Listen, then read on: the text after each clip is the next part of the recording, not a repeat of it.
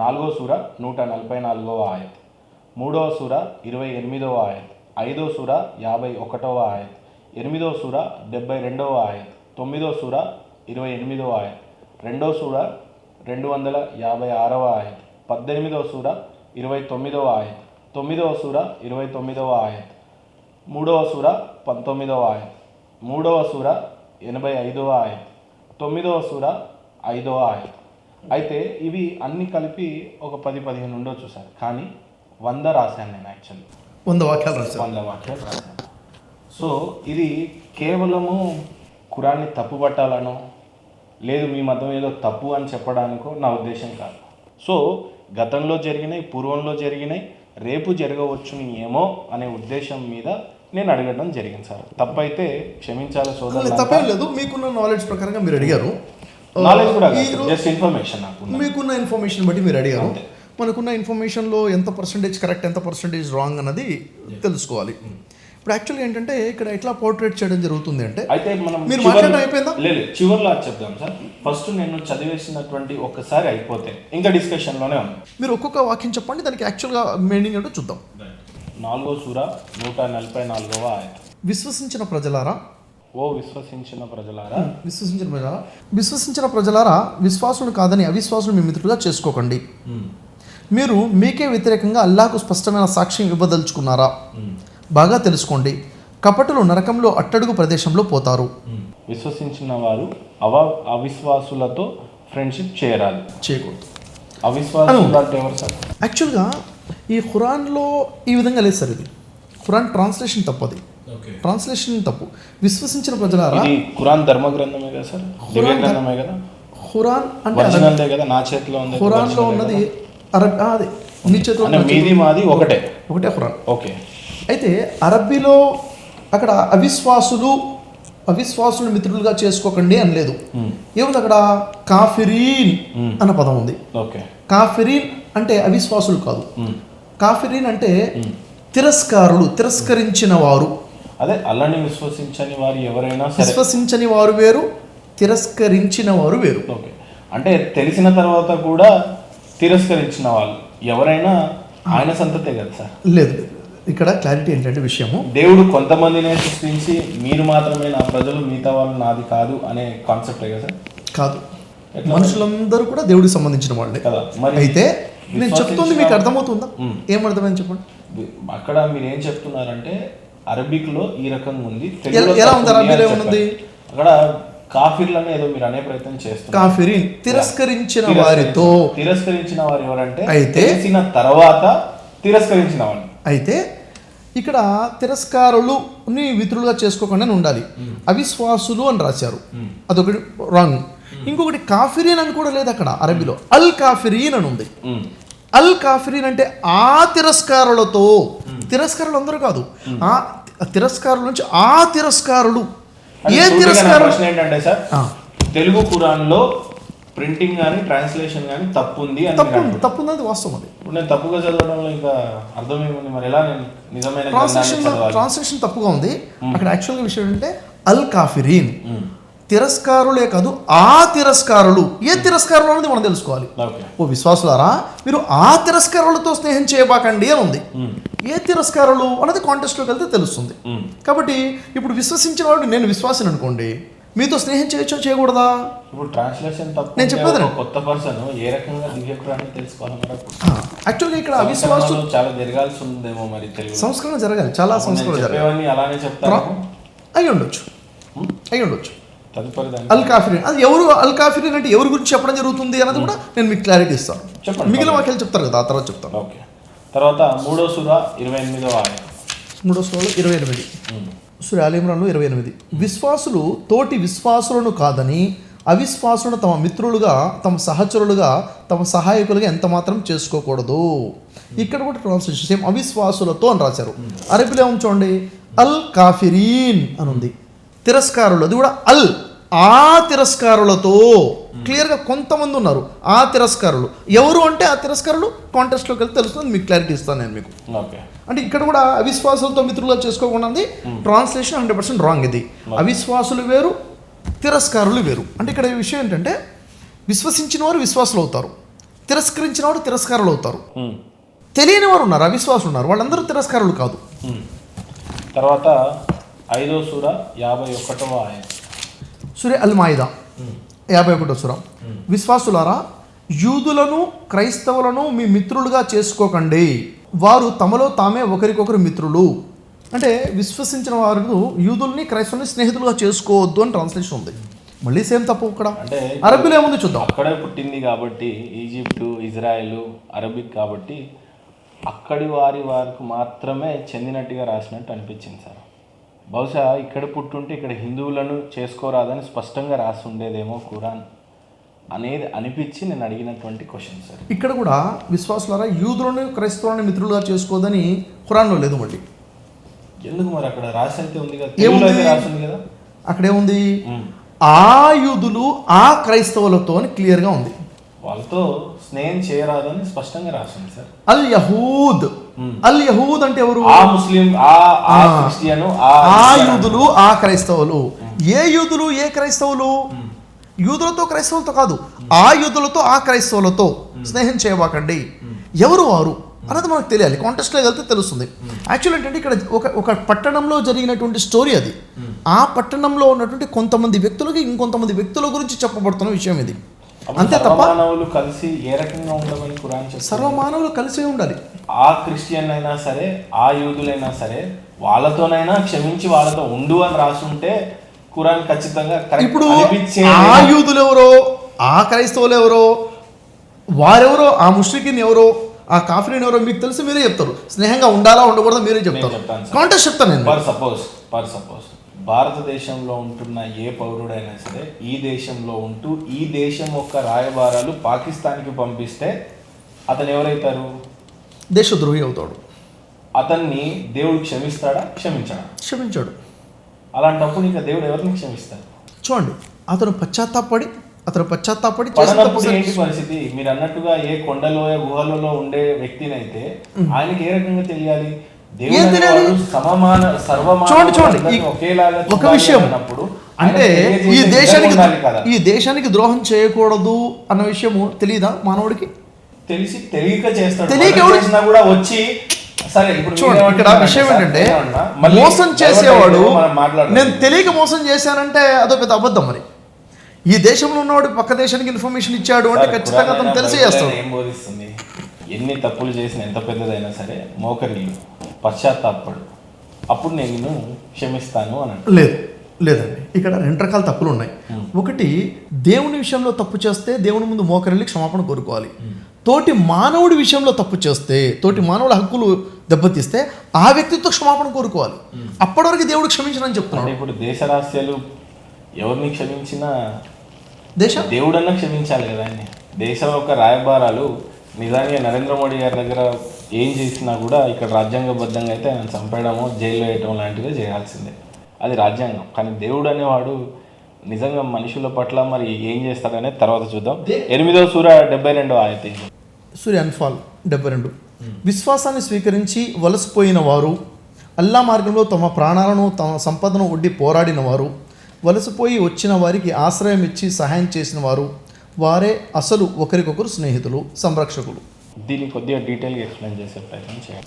యాక్చువల్గా ఇప్పుడు మీకు మొత్తం క్లారిటీ. విశ్వసించిన వారు విశ్వసించి వలసపోయి, విశ్వాసాన్ని స్వీకరించి వలసపోయిన వారు, విశ్వసించిన తర్వాత ఆయన వలసపోయిన వారు, అల్లా మార్గంలో తమ ప్రాణాలను తమ సంపదను ఒడ్డి పోరాడిన వారు,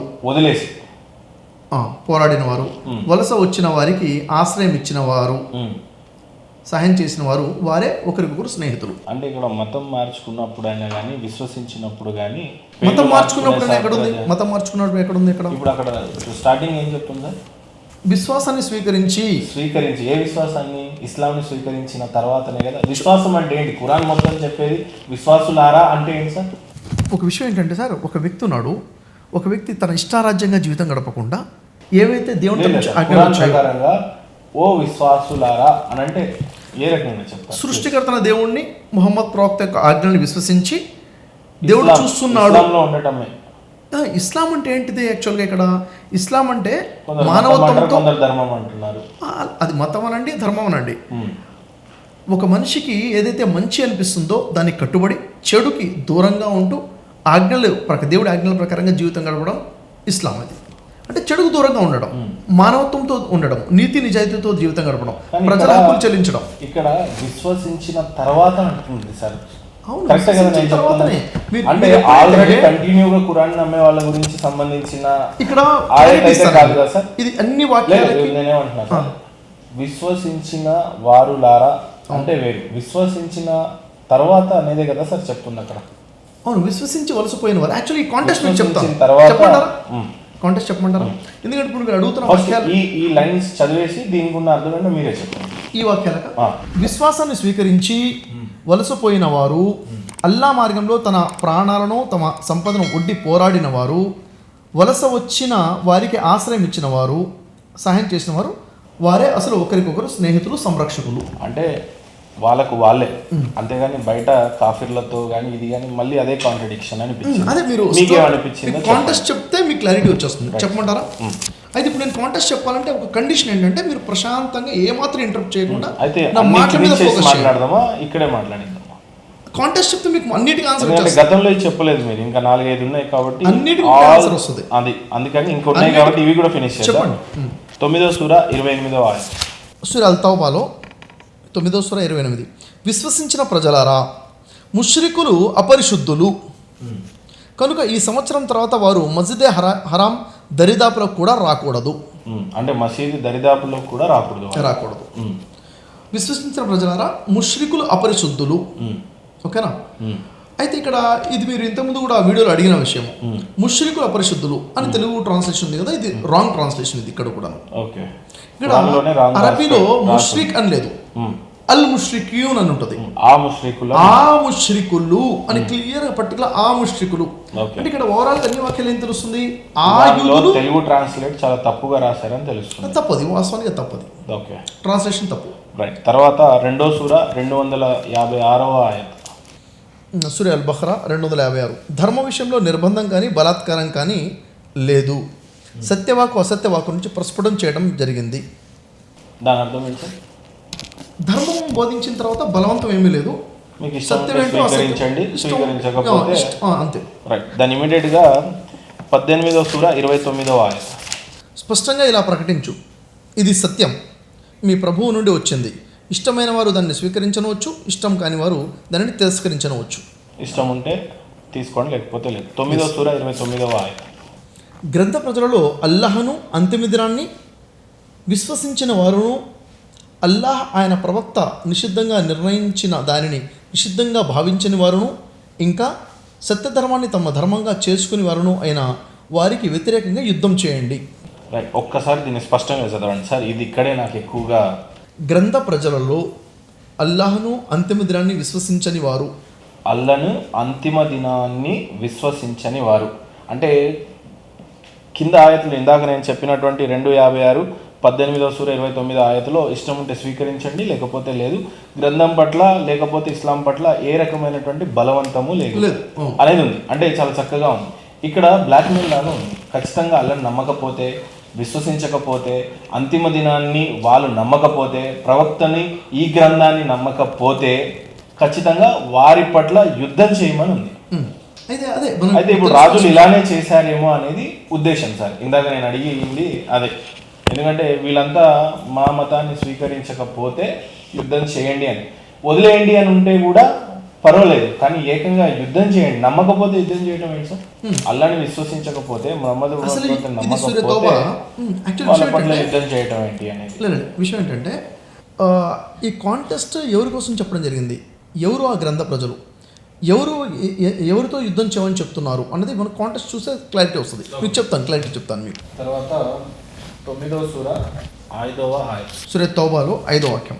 కనుక నిషిద్ధ మాసాలు గడిచిపోయిన తర్వాత ముష్రికులను చంపండి, ఎక్కడ కనిపిస్తే అక్కడ, ఇంకా వారిని పట్టుకోండి, చుట్టుముట్టండి, ప్రతి మాట వద్ద వారి కొరకు పొంచి కూర్చోండి.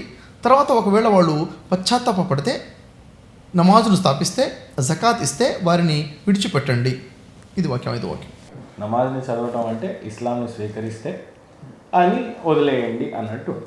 ఇక్కడ సంభాజీ మహారాజ్ దగ్గర రాజు స్టోరీ ఎందుకు చెప్పాల్సి వచ్చిందో జస్ట్ ఒక లైన్లో వినేయండి. చెప్పండి. మతం మారిస్తే వదిలేస్తానన్నాడు. మారినప్పుడు మారేంత వరకు చిత్రవదన చేశాడని నేను ఇంతకుముందు 9 years బ్యాక్ చదివానని, అది నిజమో కాదో చెప్పడానికి నేను రాజాసింగ్ స్టోరీని చెప్పాను. ఆయన కూడా ఇదే చెప్పాడని, కానీ నేను ఆయనకు చెప్పలేదు. దీని గురించి నేను ఆయనను ఆశ్రయించలేదు. ఒక కోణం, ఒక అనుకోకుండా సిచ్యువేషన్లో అయినప్పుడు సంభాజీ మహారాజ్ ఒక టైగరు, ఇంత పెద్ద యోధుడు, ఆయన గురించి ఒక చరిత్ర తీస్తే బాగుండేది. శివాజీ మహారాజే కాదు, సంభాజీ మహారాజ్ గారి గురించి చరిత్ర వస్తే బాగుండు అనేది ఆయన అనుకున్నప్పుడు, ఓహో నేను చదివిన చరిత్ర ఈయన కూడా చదివాడు కావచ్చు అని అనుకొని వచ్చేసాను. సో ఇక్కడ ఏముంది అని అంటే జస్ట్ ఇక్కడ విషయం ఆ ఇస్లాంని స్వీకరించేస్తే నేను వదిలేస్తా అన్నట్టుగా అదంతా జరిగిన చరిత్ర అనేది లేదు మహేందర్ గారు. సో ఇక్కడతో నాది ఇంకా అయిపోయింది సార్. ఇంకా మీరు మిగతా సూర ఆయతులన్నిటికీ నేను మొదటి నుంచి 4వ సూర 144వ ఆయత్ నుంచి 3వ సూర 19వ ఆయత్ వరకు ఇప్పుడు నేను చెప్పినటువంటి అన్ని మీరే చదివారు. సంభాజీ మహారాజ్ విషయంలో చూడు, ఒకటి బలవంతంగా ఒక వ్యక్తిని మతం మార్చమని గ్రంథం చెప్పలేదు. మొదటి విషయం రాజు ఆయన ఇష్టాన్ని చేసి ఉండొచ్చు, నేను కాదనంటే. అయితే చెప్పేది, నువ్వు నాకు లొంగిపోయి నా రాజ్యాల్లో నువ్వు కలిసిపోతే, నువ్వు నాకు సహకరిస్తే నేను వదిలేస్తాను అన్నారా? నా మతంలో కలిస్తే వదిలేస్తా అన్నారా? చరిత్ర యాక్చువల్గా ఏం జరిగింది? ఇక్కడ చరిత్ర పుస్తకాల్లో ఏం రాయబడింది? అది మొత్తం ఇది ఎంతవరకు వాస్తవం అని చెప్పలేం. నిన్న అంటే చరిత్రనే కదా, ఎస్టర్డే నిన్న ఏం జరిగింది అన్నది, ఏదైనా ఒక సంఘటన జరిగింది, అక్కడ మీరు ఉన్నారు, నేను ఉన్నాను. ఓకే, సంఘటన జరిగింది నిన్న, అక్కడ మీరు ప్రజెంట్ ఉన్నారు, నేను ఉన్నాను. నేను ఐ విట్నెస్సే, మీరు ఐ విట్నెస్సే. మీరు విన్నారు, నేను విన్నాను. కానీ మీరు చెప్పే కోణం వేరు, నేను చెప్పే కోణం వేరే ఉండొచ్చు. నిన్న జరిగింది మన కళ్ళ ముందు జరిగింది, ఆ చరిత్రనే క్లియర్గా చెప్పలేకపోతున్నాము. కొన్ని వందల వేల సంవత్సరాల ముందు జరిగిన చరిత్రని ఈరోజు మనం చెప్పుకుంటూ ఇది మతం మారడం కోసం బలవంతం పెట్టారంటే ఏ గ్రంథం కూడా యాక్సెప్ట్ చేయదు. సరే, ఎవరైనా చేశారా? దానికి ధర్మానికి సంబంధం లేదు, ఆ వ్యక్తిగత విషయం అది. హిందూ రాజులు ముస్లిం చంపొచ్చు, ముస్లిం రాజులు హిందువులు చంపించు, రాజకీయ లాభం కోసం చేశారు, రాజ్యాల కోసం చేసిన పోరాటం నాకు తెలిసినంతవరకు. ఎందుకంటే ఈ రాజులు వాళ్ళ దగ్గర ఉన్నటువంటి అనేక ఆఫీసర్స్ అయినా సైనికులైనా ముస్లిమ్స్ హిందువులను కలిగి ఉన్నారు, హిందువులు ముస్లిమ్స్ కలిగి ఉన్నారు. అప్పుడు జరిగింది రాజ్య పోరాటం తప్ప మత పోరాటం కాదు. ఇది క్లియర్. రజాకార్ గురించి చెప్పారు. రజాకార్ గురించి క్లియర్ నా యూట్యూబ్ ఛానల్లో నేను చేసిన వీడియో 30 minutes క్లియర్గా చూడండి. యాక్చువల్ ట్రూత్ ఏంటి, ఎలా వీళ్ళు మతపరమైనటువంటి కలర్ వేశారు సినిమాలు అన్నది కూడా క్లారిటీ వస్తుంది. ఎందుకంటే సార్ సినిమాను అనుసరించి చెప్పట్లేదు సార్ నేను. మహేంద్ర గారు, ఏవైతే పాయింట్స్ అడిగారు కదా మీరు, ఖురాన్ వాక్యాలు, వీటన్నిటికి కూడా క్లారిటీగా ఆన్సర్ తీసుకుందాం. యాక్చువల్లీ ఏంటి అన్నది ఇక్కడ మీకు చెప్పింది ఏంటంటే, యూదులు క్రైస్తవులు అన్న ట్రాన్స్లేషన్ తప్పు. ఆ యూదులు ఆ క్రైస్తవులు, ఆ ముష్రికులు అన్న ట్రాన్స్లేషన్ తప్పు. ఆ ముష్రికులు, ఇంకా అక్కడ అవిశ్వాసులు కాదు, కాఫిర్లు, అది కూడా ఆ కాఫిర్లు. కాఫిర్ అంటే ఏంది? ఆ తిరస్కారులు. యాక్చువల్ స్టోరీ ఏంటి? ఇక్కడ ఖురాన్లో యుద్ధం చేయమని చెప్తుంది, స్నేహం చేయొద్దని చెప్తుంది, వారు అపరిశుద్ధులు అని చెప్తుంది. ఎవరి గురించి చెప్తుంది? యాక్చువల్గా ప్రపంచంలో ఉన్న అవిశ్వాసుల గురించా? కాదు. తిరస్కారుల గురించా? కాదు. పర్టికులర్గా కొంతమంది తిరస్కారం చెప్తున్నారు. ఎవరు ఏంటి? ఉదాహరణకి ఇప్పుడు మీరు అడిగినట్టుగా వారితో స్నేహం చేయకూడదు అన్న వాక్యం ఉంది. అంటే వాళ్ళతో ఇవన్నీ ఒకదానితో ఒకటి ముడిపడి ఉన్నాయి కాబట్టి దీనికి బిఫోర్ పోయే ముందు ఫస్ట్ కాఫిర్లు అంటే ఎవరు మీ దృష్టిలో? ఒకటి. రెండవది ముష్కిరులు అంటే ఎవరు? కాఫిర్ అనే పదం గురించి క్లారిటీ రావాలి మనకి. కాఫిర్ అనే పదం చాలామంది ఒక అపోహ ఏమిటంటే, ముస్లిమ్స్ కాని వాళ్ళందరూ కాఫిర్లే అన్న అపోహలో చాలామంది ఉన్నారు. కొంతమంది ముస్లింలు కూడా ఈ అపోహలో ఉన్నారు. వాస్తవానికి కాఫిర్ అనే పదాన్ని అర్థం చేసుకోవడంలో చాలా పెద్ద పొరపాటు జరిగింది. కాఫిర్ అనే పదానికి నానా అర్థాలు ఉన్నాయి, చాలా అర్థాలు ఉన్నాయి. ఒక అర్థం ఏంటంటే తిరస్కరించడము కాఫిర్. అంటే ఎంత సింపుల్గా వాడబడింది అంటే కాఫిర్ అనే పదము, ఇప్పుడు మీరు నాకు కాఫీ నాకు ఆర్డర్ చేస్తే నేను వద్దు అని తిరస్కరిస్తే కాఫీ విషయంలో నేను కాఫిర్ని. అర్థమైందా?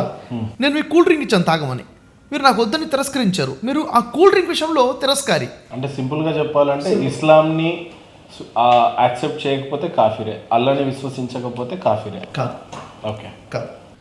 తిరస్కరిస్తే ఏ విషయంలో తిరస్కరిస్తారో ఆ విషయంలో తిరస్కారం అవుతారు. టీ విషయంలో తిరస్కరిస్తే టీ విషయంలో కాఫిర్ అవుతారు. దేవుడి విషయంలో నేను విశ్వసించకపోతే కాఫిర్నే కదా. విశ్వసించకపోతే కాఫిర్ కాదు, తిరస్కరిస్తే ఇప్పుడు విశ్వసించకపోవడం వేరు, తిరస్కరించడం వేరు. ఇందాక నేను అంటున్నది సినిమాని మైండ్లో నుంచి తీసేయండి సార్. సంభాజీ మహారాజు యాక్సెప్ట్ చేయలేదు, తిరస్కరించాడు కాబట్టి కాఫిర్, కాబట్టి అంత ఆ విధంగా తిరస్కరించిన చెప్పాలంటే కాఫీర్ కాదు. అంత ఘోరంగా ఆ విధంగా ఉంటారన్నమాట. తిరస్కరించిన కాఫీర్ కాదు సార్. ఓకే. దేన్ని కాఫీర్ అంటారు, ఎన్ని రకాల కాఫీలు ఉంటాయో చూద్దాం ఇప్పుడు. ఎందుకంటే సార్ ఇది ఎలాంటి విషయం అంటే చాలా సున్నితమైన విషయము. మనసు పెట్టి విషయం ఏంటి అర్థం చేసుకోవాలన్న ఆలోచనతో వింటేనే అర్థమవుతుంది. వాదన ఉంటే ఏం అర్థం కాదు. ఇది చూడండి, కాఫీర్ అంటే ఒకటి తిరస్కారిని కాఫీర్ అంటారు. తిరస్కరించడం అంటే ఏంటి అంటే పూర్తి అవగాహన వచ్చిన తర్వాత తిరస్కరిస్తేనే దాన్ని తిరస్కారం అంటారు. ఉదాహరణకి విశ్వసించడం కూడా పూర్తిగా అర్థమైన తర్వాత విశ్వసిస్తేనే దాన్ని విశ్వసించడం అంటారు.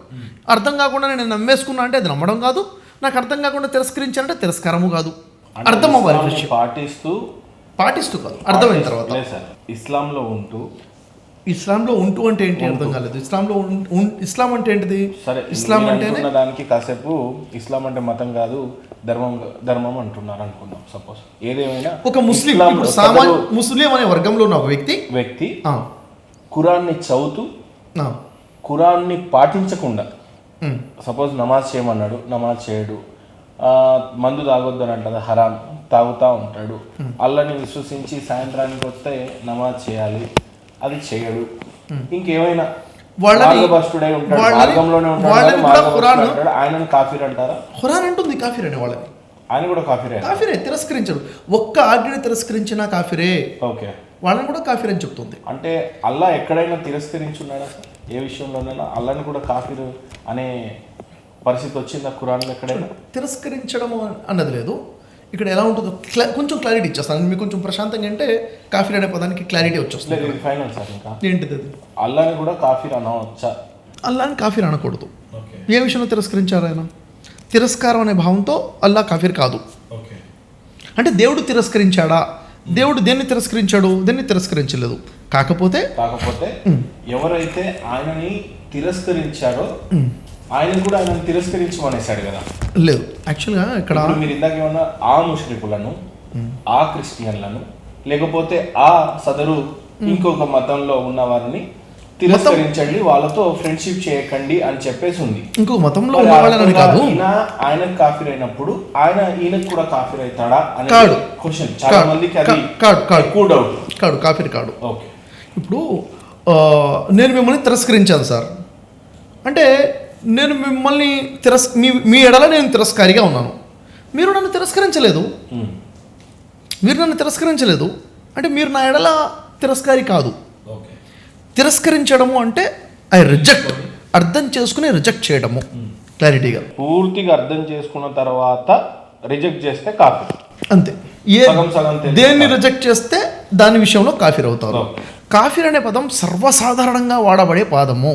సర్వసాధారణంగా చాలా చిన్న విషయం, చాలా చిన్న విషయం. సపోజ్ ఐఫోన్ ఫ్యూచర్స్ అన్ని తెలిసి కూడా నాకు నచ్చలేదు పక్కన పడేసి ఆండ్రాయిడ్కి షిఫ్ట్ అయ్యాడంటే ఆ ఐఫోన్ వరకు కాఫీర్ అవుతాడు. మీరు తిరస్కరించారు సార్, రిజెక్ట్ చేశాను, నేను దాన్ని రిజెక్ట్ చేసేసాను, కాఫీర్ అను. ఎందుకు ఇంత క్లియర్గా చెప్తున్నానంటే చూడండి, ఖురాన్లో ఒక వాక్యం చూపిస్తాను నేను మీకు. విశ్వాస విషయంలో చాలా హిస్టరీ పుస్తకాల్లో రాజులు చెప్పినటువంటి ఇదంటే ఏ కాఫీరో దికాయింగ్ విషయాలు మాట్లాడినవి కూడా ఉన్నాయి. తప్పు, అవన్నీ యాక్చువల్గా అన్నీ తప్పే, అవన్నీ కూడా తప్పే సార్. ఈ పదాన్ని కాఫీర్ అనే పదాన్ని చాలా మిస్యూజ్ చేయబడినటువంటి పదం. ఇది చాలా ఎక్కువగా మిస్యూజ్ చేసిన పదం. అవిశ్వాసులందరూ కాఫీర్లో అన్న ఆలోచన చాలా భయంకరమైనటువంటి తప్పు ఖురాన్ ప్రకారంగా.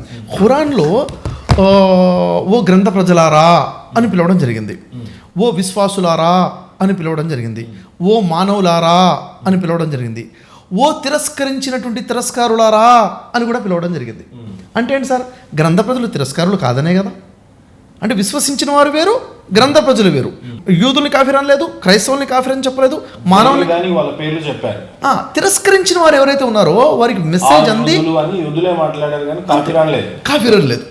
ఇంకా యూదులలో కొంతమంది ముస్లింలు ఉన్నారంటే మోమిన్లు ఉన్నారు. చిన్న విన్నపం ఏంటంటే కొంత సమయం పట్టినా పర్లేదు, నా యొక్క భావోద్వేగాలు ఏంటి అని అంటే అనేకమైన మత గ్రంథాలు ఉన్నాయి ప్రపంచంలో, అనేకమైన దేవతలు ఉన్నారు. ఖురాన్లో ఒకడే దేవుడు ఉన్నారు అని మీరు చెప్తా ఉన్నారు, ఇట్స్ ఫైన్. బట్ మానవులకి తోటి మానవుడే ఉపయోగపడగలడు. కరోనా ఉదాహరణ చెప్పింది. అంతేకాకుండా ప్రపంచంలో ఈ రోజున నరేంద్ర మోడీ పాకిస్తాన్ ఒక ప్రధానితో పనిచేస్తేనే ఈ రెండు దేశాలకి నీళ్ళు కానీ ఏమన్నా కానీ వస్తాయి.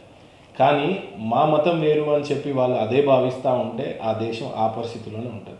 అలాగే ఒక ఫ్రెండ్ ఇంకో ఫ్రెండ్కి ఉపయోగపడతాడు. మీరు నాకు చాలా అనేక విషయాలలో ఉపయోగపడవచ్చు, కానీ గ్రంథాన్ని అడ్డు పెట్టుకొని ఈ కాఫీర్లను అనుకోని చాలా విషయాలను తప్పుగా అర్థం చేసుకొని ఊరికే పైనే హిందూ ముస్లిం భాయ్ భాయ్ అని అంటే పనికిరాదేమో. ఈ కాఫీర్ అంత డేంజర్గా కూడా మారింది. ఇతిహాసాల్లో దీని గురించి చాలా పెద్దగానే జరిగిపోయి ఉన్నాయి. మీరు కొంత సమయం తీసుకున్నా పర్లేదు, కానీ హిందూ ముస్లిం భాయ్ భాయ్ అనే విధంగా ఏ రకంగా ఈ ఖురాన్ శాంతి మతం అవుతుందో బోధించే ప్రయత్నం చేయండి. అంటే చాలా మందికి అర్థం కూడా అవ్వాలి. యాక్చువల్గా ఆ బాధ్యత తీసుకొని చెప్పండి. యాక్చువల్ విషయం ఏంటంటే దాన్ని ఏదో శాంతిమతంగా మనం చేసి చెప్పాల్సిన అవసరం లేదు. అంటే మనం అంతా కలిసి ఉండే విధంగా ఉండాలి.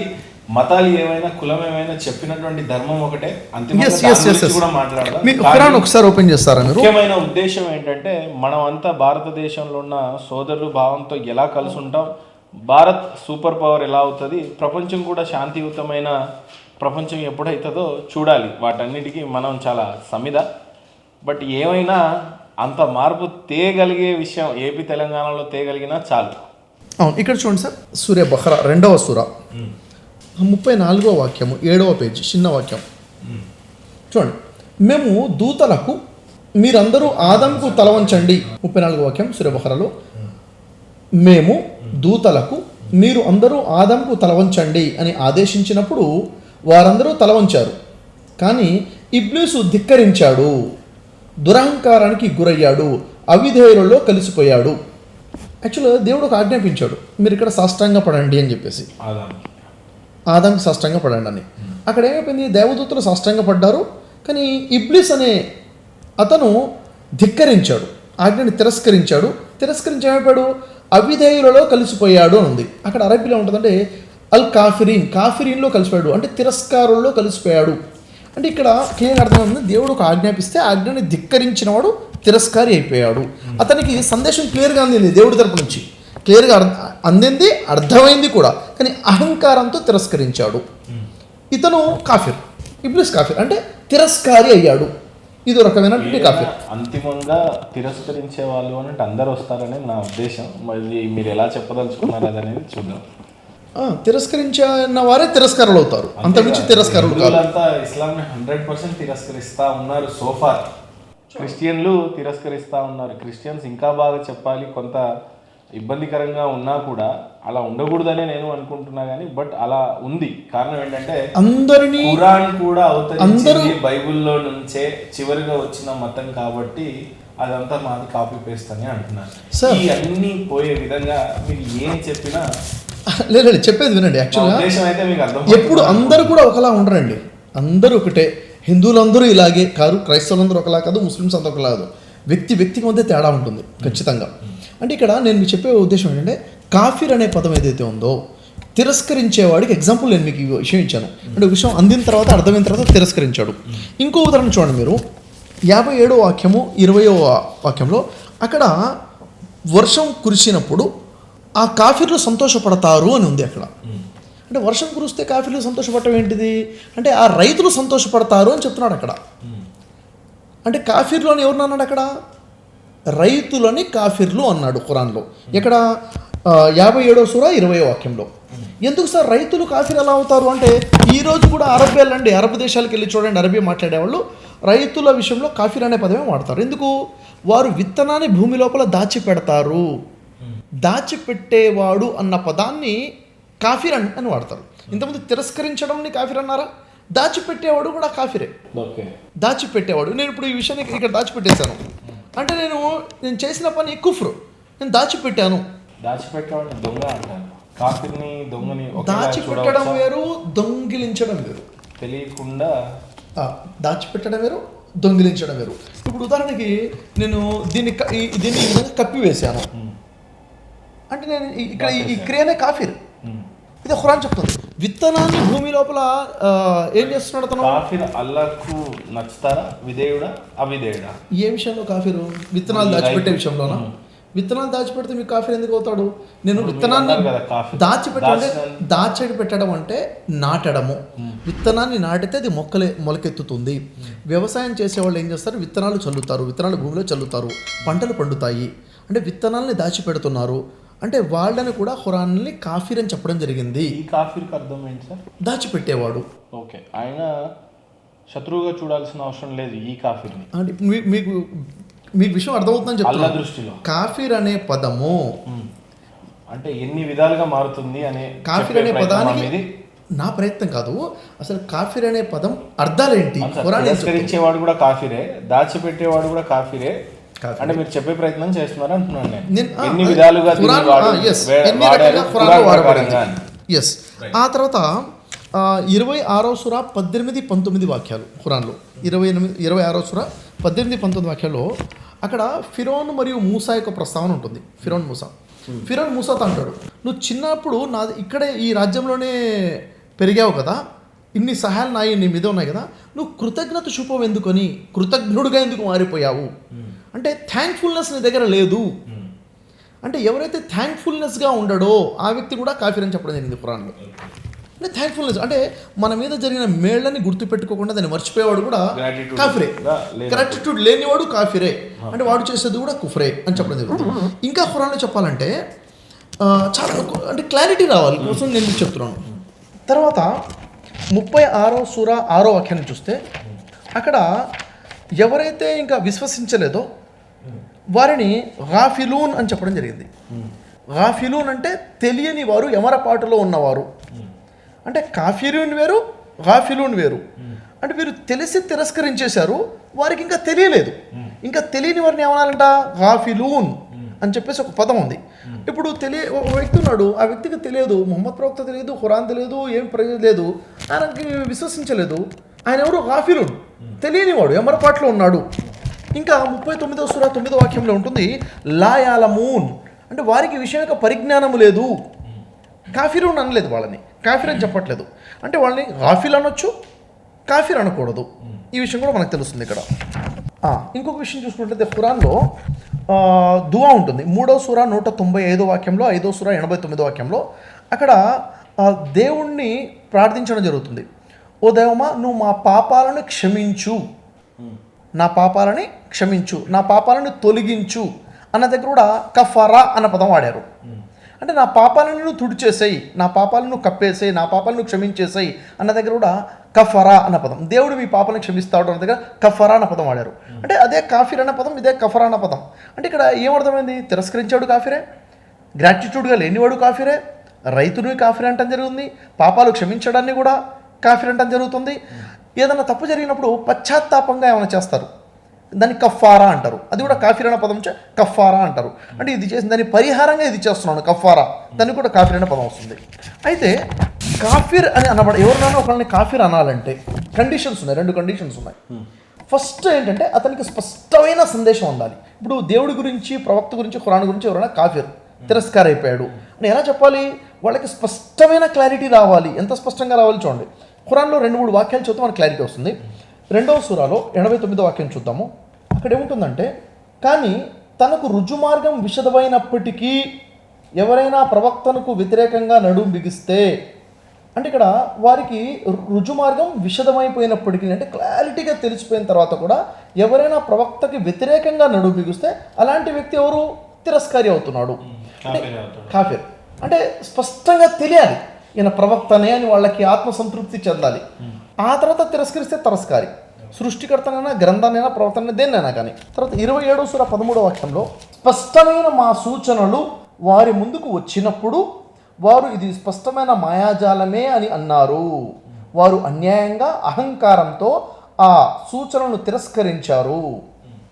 అంటే వాళ్ళకి స్పష్టంగా క్లారిటీ వచ్చిన తర్వాత కూడా అహంకారంతో అన్యాయంగా వాళ్ళు తిరస్కరించేశారనమాట. అంటే కండిషన్ ఏంటంటే తిరస్కారి అవ్వాలంటే స్పష్టంగా వాళ్ళకి క్లారిటీ రావాలి.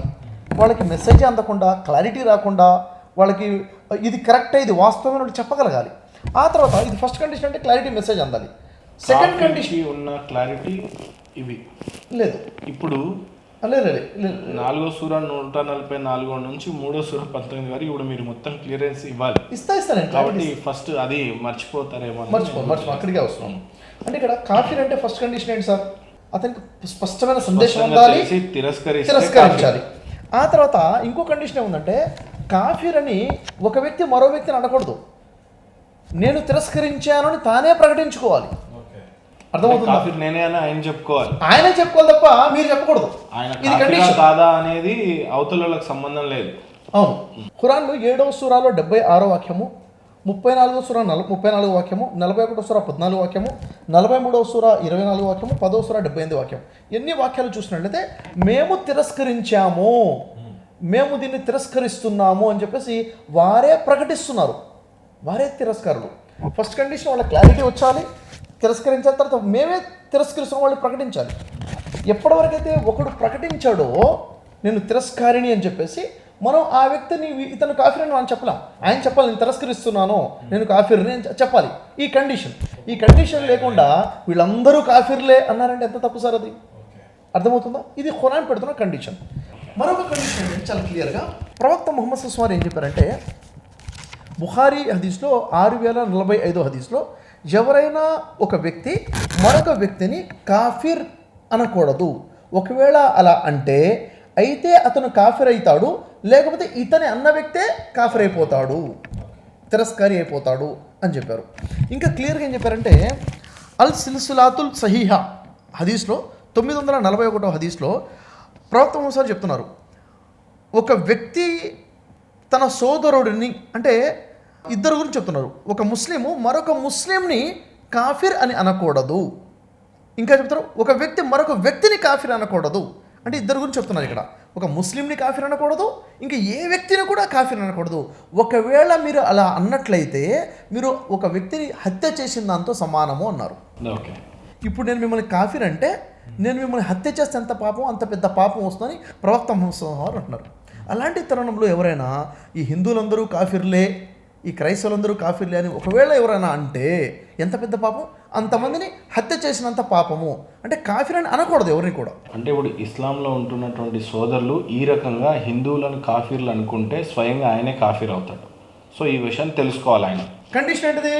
వీళ్ళు ఒకవేళ కాఫీర్ కాకపోతే అతనే కాఫీర్ అయిపోతాడు. ఎవరు విశ్వాసులు అన్నా కూడా కాఫీరే కదా సార్. కాఫీర్ అనడానికి ఆయనకి ఏ రకమైన హదీస్ ప్రకారం రెండు హదీస్లు ఉన్నాయి ఇక్కడ సార్. ఒకటి బుఖారీలో 6045 హదీస్ ప్రకారముగా, అల్ సిల్సిలాతుల్ హదీస్ 941 ప్రకారముగా అనకూడదు, ఖండించడం జరిగింది. కాబట్టి మరి ఇక్కడ కాఫీర్ అని ఖురాన్లో ఎందుకు చెప్పడం జరుగుతుంది? దేవుడు అంటున్నాడు కాఫీర్ అని. అంటే ఒక వ్యక్తి యొక్క మానసిక స్థితి ఎవరికి తెలుసు? దేవుడికి తెలుసు. వాడే స్వయంగా ప్రకటించుకున్నాడు, మేము తిరస్కరించేసాము అని ప్రకటించుకున్నారు. కాబట్టి దేవుడు అన్నాడు ఆ కాఫీర్లు అని చెప్తున్నాడు. ఇంకా ఏ కాఫీర్లు అది మనకు క్లారిటీ రావాలి. ఇప్పుడు మీరు ఇదైతే ఒక బేసిక్ క్లారిటీ వచ్చింది, కాఫీర్ అంటే ఎంత సింపుల్గా ఉందో అన్నది. ఇంకో విషయము, ముస్లింలను కూడా ఖురాన్లో కాఫీర్ అని చెప్పడం జరిగింది. మీరు తాగూతు ఎడల మీరు కాఫీర్లు అంటాడు. ముస్లిం ఎవరైతే విశ్వసించారో మీరు అల్లా పట్ల విశ్వాసులు, తాగూతు పట్ల కాఫీర్లు. అంటే ఖురాన్కి ముందు వచ్చిన దాన్ని లేదు అంటే అలా కాదు. అంటే సృష్టికర్తని విశ్వసించారు, సృష్టికర్త కాని వారిని ఆరాధించని వారు తిరస్కరించేవారు. దానికి కలిమ ఉంటుంది, లా ఇలాహా ఇల్లల్లా. లా అంటేనే లేదు కాదు అని తిరస్కరిస్తున్నారు. ఇలాహా ఎవ్వరూ ఆరాధనకు అర్హులు లేరు, ఇల్లల్లా ఒక్క ఆరాధనకు అర్హుడు తప్ప. అంటే నేను ఆయన్ని విశ్వసించాను, అందరినీ తిరస్కరించాను. అంటే నేను తిరస్కారిని కూడా, నేను విశ్వాసిని కూడా. అర్థమవుతుందా? అంటే ఒకే వ్యక్తి ఒకే సందర్భంలో ఒక విషయంలో విశ్వాసం అయి ఉంటాడు, ఒక విషయంలో తిరస్కారం అయి ఉంటాడు. అంటే అల్లాని విశ్వసించాడు కాబట్టి, ఇంకా మిగతా వాళ్ళని తిరస్కరించాడు కాబట్టి అల్లా దృష్టిలో ఆయన కూడా కాఫీరే. అల్లా ఆ విషయంలో కాఫీరే, అల్లా దృష్టిలో మాత్రమే నేను అంటుంది. అతని దృష్టిలో నేనున్నాను సార్. ఇప్పుడు ఈ భూమి నందు అనేక దేవుళ్ళు ఉన్నారని తెలిసి వాటన్నిటిని నేను తిరస్కరించి అల్లాని మాత్రమే నమ్మాడు కాబట్టి అల్లాకి ఆయన కాఫీరే. అంటే ఒకరిని నమ్ముతూ ఇంకొకరిని తిరస్కరిస్తానే ఉన్నాడు. ఎవడైనా కాఫీరే. కాఫీరే. లాత్ మనాత్ ఉజ్జా విషయంలో ఒక వ్యక్తి తిరస్కారి అయ్యాడు, దేవుడి విషయంలో విశ్వాసి అయ్యాడు. ఎవరిని తిరస్కరిస్తున్నాడు, ఎవరిని విశ్వసిస్తున్నారు అన్నదే ఇక్కడ క్లారిటీగా తెలియాలంటే. ఇక్కడ మీరు 4వ సూర 144 వాక్యంలో ప్లస్ 3వ సూర 28వ వాక్యము ప్లస్ 5వ సూర 51 వాక్యం, ఈ 3 వాక్యాలు చెప్పింది ఏంటంటే వీరితో స్నేహం చేయకూడదు అని చెప్పారు. స్నేహం చేయకూడదని చెప్పారు. యాక్చువల్గా ఖురాన్లో ఒక 2 స్టేట్మెంట్స్ చూపిస్తాను నేను మీకు. అసలు ఏంటిది, అది ఎందుకు ఇక్కడ చెప్పడం జరిగింది అన్నది. 60వ సూర ఒకసారి తీయండి సార్. 60 8, 9 వాక్యాలు ఉన్నాయి అక్కడ. ఎవరైతే ధర్మ విషయంలో మీతో యుద్ధం చేయలేదో, మిమ్మల్ని మీ ఇళ్ల నుండి వెళ్ళగొట్టలేదో, వారి పట్ల మీరు మంచితనంతో న్యాయంతో వ్యవహరించడాన్ని అల్లా నిరోధించడు. ఎవరైతే మీతో యుద్ధం చేయలేదో, ఎవరైతే మిమ్మల్ని ఇళ్ల నుంచి వెళ్ళగొట్టలేదో, మీతో మంచితనంతో ఉన్నారో న్యాయంతో ఉన్నారో వాళ్ళతో మీరు మంచిగా ఉండడాన్ని దేవుడు నిరోధించట్లేదు. అల్లా ధర్మం విషయంలో యుద్ధం చేయలేదో, మీతో యుద్ధం చేయలేదు, మీతో యుద్ధం చేయలేదో, మిమ్మల్ని మీ ఇళ్ల నుండి వెళ్ళగొట్టలేదో, వారి పట్ల మీరు మంచితనంతో న్యాయంతో వ్యవహరించడం అల్లా నిరోధించాడు అంటే నిరోధించడు. మిమ్మల్ని ఆపట్లేదు. మంచితనంతో ఉంటాను, న్యాయంతో ఉంటాను అంటే దేవుడు ఆపట్లేదు. మిమ్మల్ని మంచితనంతో ఉండండి అని చెప్తున్నాడు. అల్లా న్యాయం చేసేవారిని ప్రేమిస్తాడు. మీరు న్యాయంగా ఉండండి, న్యాయం చేసేవాడిని ప్రేమిస్తాడు. ఎవరైతే అంటే ఎవరు మీతో ధర్మం విషయంలో యుద్ధం చేశారో, మిమ్మల్ని మీ ఇళ్ల నుండి బహిష్కరించారో, మిమ్మల్ని బహిష్కరించడంలో పరస్పరం సహకరించుకున్నారో వారితో మీరు స్నేహం చేయడాన్ని మాత్రం అల్లా వారిస్తున్నాడు. అటువంటి వారితో స్నేహం చేసేవారే దుర్మార్గులు. అంటే ఇక్కడ ఉన్నటువంటి అంటే ఒక్కసారి గొడవ పడిన తర్వాత ఇండియా పాకిస్తాన్ కలవడానికి లేదేమో మరి. అలా కాదు. అక్కడ మీరు అక్కడ విషయం తొందరపడుతున్నారు. ఆ విషయం అర్థం చేసుకునే విషయంలో అక్కడ తిరస్కారులు ఉన్నారండి. ఇది దేవుడు చెప్పినటువంటి సందేశాన్ని, ప్రవక్త చెప్పిన సందేశాన్ని తిరస్కరించిన వారు ఉన్నారు. తిరస్కరించిన వారిలోనంట వీళ్ళతో మీరు స్నేహం చేయొచ్చు, మంచిగా ఉండొచ్చు, వీళ్ళతో కలిసిమెలిసి ఉండొచ్చు, కానీ వారితో కలిసి ఉండొద్దు అని 2 భాగాలు చేశాడు అక్కడ. ఎవరైతే మీతో యుద్ధం చేశారో, విన్నారా, మిమ్మల్ని మీ ఇళ్ల నుంచి ఎల్లగొట్టేశారో, అవునా, వాడితో మాత్రము మీరు స్నేహం చేయబాకండి. అంటే క్లియర్గా స్నేహం చేయమని ఉంది, స్నేహం చేయొద్దని ఉంది. అదే అంటున్నారు సార్, ఎవరితో స్నేహం ధర్మబద్ధంగా విడిపోయింది. ఇప్పుడు మళ్ళీ తిరిగి ఎలా కలుస్తాం? మళ్ళీ కలువమని చెప్తుందా? అదే కలవని చెప్తాం. ఎవరైతే మీ మీద ధర్మం విషయంలో యుద్ధం చేయలేదో, ఇళ్లలో నుంచి వెళ్ళగొట్టలేదో వారి పట్ల అల్లా సమతమే అని అంటున్నాడు. ఎవరైతే మిమ్మల్ని ఇంట్లో నుంచి బయటకు వెళ్ళి కొట్టారో, ఎవరైతే మిమ్మల్ని హింసించారో అనుకుందాం, ఏదేమైనా అలాంటి వారితో మీరు స్నేహం చేయబాకండి. ఇప్పుడు మేము ఎప్పటివరకు స్నేహం చేయొద్దు, మీరు తొందరపడకుంటే మీకు క్లారిటీ వచ్చేస్తుంది. మీరు ఏమవుతుందంటే అసలు విషయమే వినట్లేదు, విషయం విన్నారనుకోండి మీకు క్లారిటీ వచ్చేస్తుంది. అంటే ఇక్కడ నేను చెప్పే ప్రయత్నంలో నేను ఇప్పటివరకు నాకు తెలిసి నాకు 20 సార్లు మీరు ఆపేశారు నన్ను. ఓ 20 సార్లు ఆపారు ఇప్పటివరకే. మీరు క్లారిటీ ఏంటి ఏమవుతుందంటే మీకు డౌట్స్ లేకుండా క్లియర్ అయిపోతాయి. లేదు సార్, ఆ ఇన్ టైంలో రిఫరెన్సెస్ అదే విధంగా లేకపోతే అర్థం చేసుకునే వాళ్ళకి కూడా అర్థం అవ్వాలి కదా. ఇప్పుడు మీకు మీకు మహాభారతం తెలియదు అనుకోండి, తెలియకుండా కాంటెక్స్ట్ తెలియకుండా భగవద్గీత చదువుతే తెలియనప్పుడు నేను వాదించనే కదా, అదే మాట్లాడాను కదా. తెలియనప్పుడు భగవద్గీత చదివినప్పుడు ఏంటి ఇట్లా చంపమన్నారేంటి, యుద్ధం చేయమన్నారేంటి, సొంత బాబాని, సొంత గురువుని, సొంత రక్త సంబంధికుల్ని ఎందుకు చంపమన్నారు అంటున్నారు, ఎందుకు యుద్ధం చేయమంటున్నారు అంటే కాంటెక్స్ట్ తెలియాలి. వాళ్ళు ధర్మంలో ఉన్నారు, వీళ్ళు అధర్మంలో ఉన్నారు, వాళ్ళు చెడు చేశారు, వీళ్ళు కరెక్ట్ చేశారు, నువ్వు ధర్మం కోసం పోరాడు అన్న కాంటెక్స్ట్ తెలియాలి. అక్కడున్న కాంటెక్స్ట్ ఏంటంటే ధర్మం పక్షాన 2 కుటుంబాలు కొట్టుకున్నాయి, అది చరిత్ర మాత్రమే, కానీ అదే విధంగా పాటించమని అక్కడ లేదు. ఇక్కడ కూడా పాటించమని ఎక్కడ ఉంది? ఇప్పుడు నేను అదే అంటున్నా, ఒకసారి ధర్మం పట్ల మిమ్మల్ని ఇంట్లో నుంచి వెళ్ళగొట్టలేదు, ఎవరైతే మిమ్మల్తో గొడవ పడ్డారో వాళ్ళతో ఇంకా ఎప్పుడు అలా సమ్మతించండి, ఇంకా మాట్లాడడానికి వేలు, కానీ ఎప్పుడు మాట్లాడితే వీళ్ళతో కలవాలి అనేది మీరు ఇప్పుడు చెప్తున్నారు. యాక్చువల్గా ఏంటంటే ఒక ఇన్సిడెంట్ మాత్రమే చూస్తున్నాం ఇక్కడ మనం. ఇప్పుడు ఏమన్నా 2 కుటుంబాల మధ్య జరిగిన యుద్ధం అన్నారు కదా, ఇక్కడ కూడా ఒక 2 కుటుంబాల మధ్య జరిగిన కుటుంబమే ఇది. కానీ ఇక్కడ ఓన్లీ ఇది ఎవరైతే ధర్మం విషయంలో మీతో అంటే ప్రజలందరికీ చెప్పినట్టుంది సార్. మీకు కాంటెక్స్ట్ తెలియదు కాబట్టి అలా ఉంది. ఓకే, మీకు కాంటెక్స్ట్ తెలియదు కదా, అందుకని కాంటెక్స్ట్ చెప్పే ప్రయత్నం చేస్తున్నాను. అంటే ఇక్కడ నేనేం చెప్పాను ఇప్పుడు చెప్పండి. అక్కడ ఉన్నటువంటి తిరస్కారులు 2 భాగాలు, ఒకళ్ళతో స్నేహం చేయొచ్చు, ఒకళ్ళతో స్నేహం చేయకూడదు అని వారిస్తున్నాడు. ఈ పాయింట్ ఎవరిద్దరి మధ్యలో జరుగుతుంది సార్? ఈ పాయింట్ మీకు అర్థమైందా నేను చెప్పింది? ఈ పాయింట్ మీకు అర్థమైందా? లేదు సార్, 60వ సూరా 8వ ఆయత్ నుంచి 9వ ఆయత్ వరకు ఇక్కడ ఎవరి మధ్యలో సంభాషణ జరుగుతుంది? సృష్టికర్తన దేవుడు చెప్తున్నాడు ప్రజలకి, అక్కడున్న విశ్వసించిన ప్రజలకు చెప్తున్నాడు. దేవుడు ప్రజలకు కాదు, ఇది ప్రజల కోసం చెప్పట్లేదు, విశ్వసించిన ప్రజలకి. అక్కడ ఉన్నటువంటి ఆ విశ్వసించిన ప్రజలకి ఆ కాంటెక్స్ట్ లో చెప్తున్నాడు. మక్కాలో ఉన్నారా, మదీనాలో ఉన్నారా, ఎక్కడ నిర్దిష్టమైన ప్రదేశం ఏంటి? మదీనాలో నుంచి మళ్ళీ మక్కాకి వచ్చేసారు, మక్కాలో మళ్ళీ స్థిరపడ్డారు.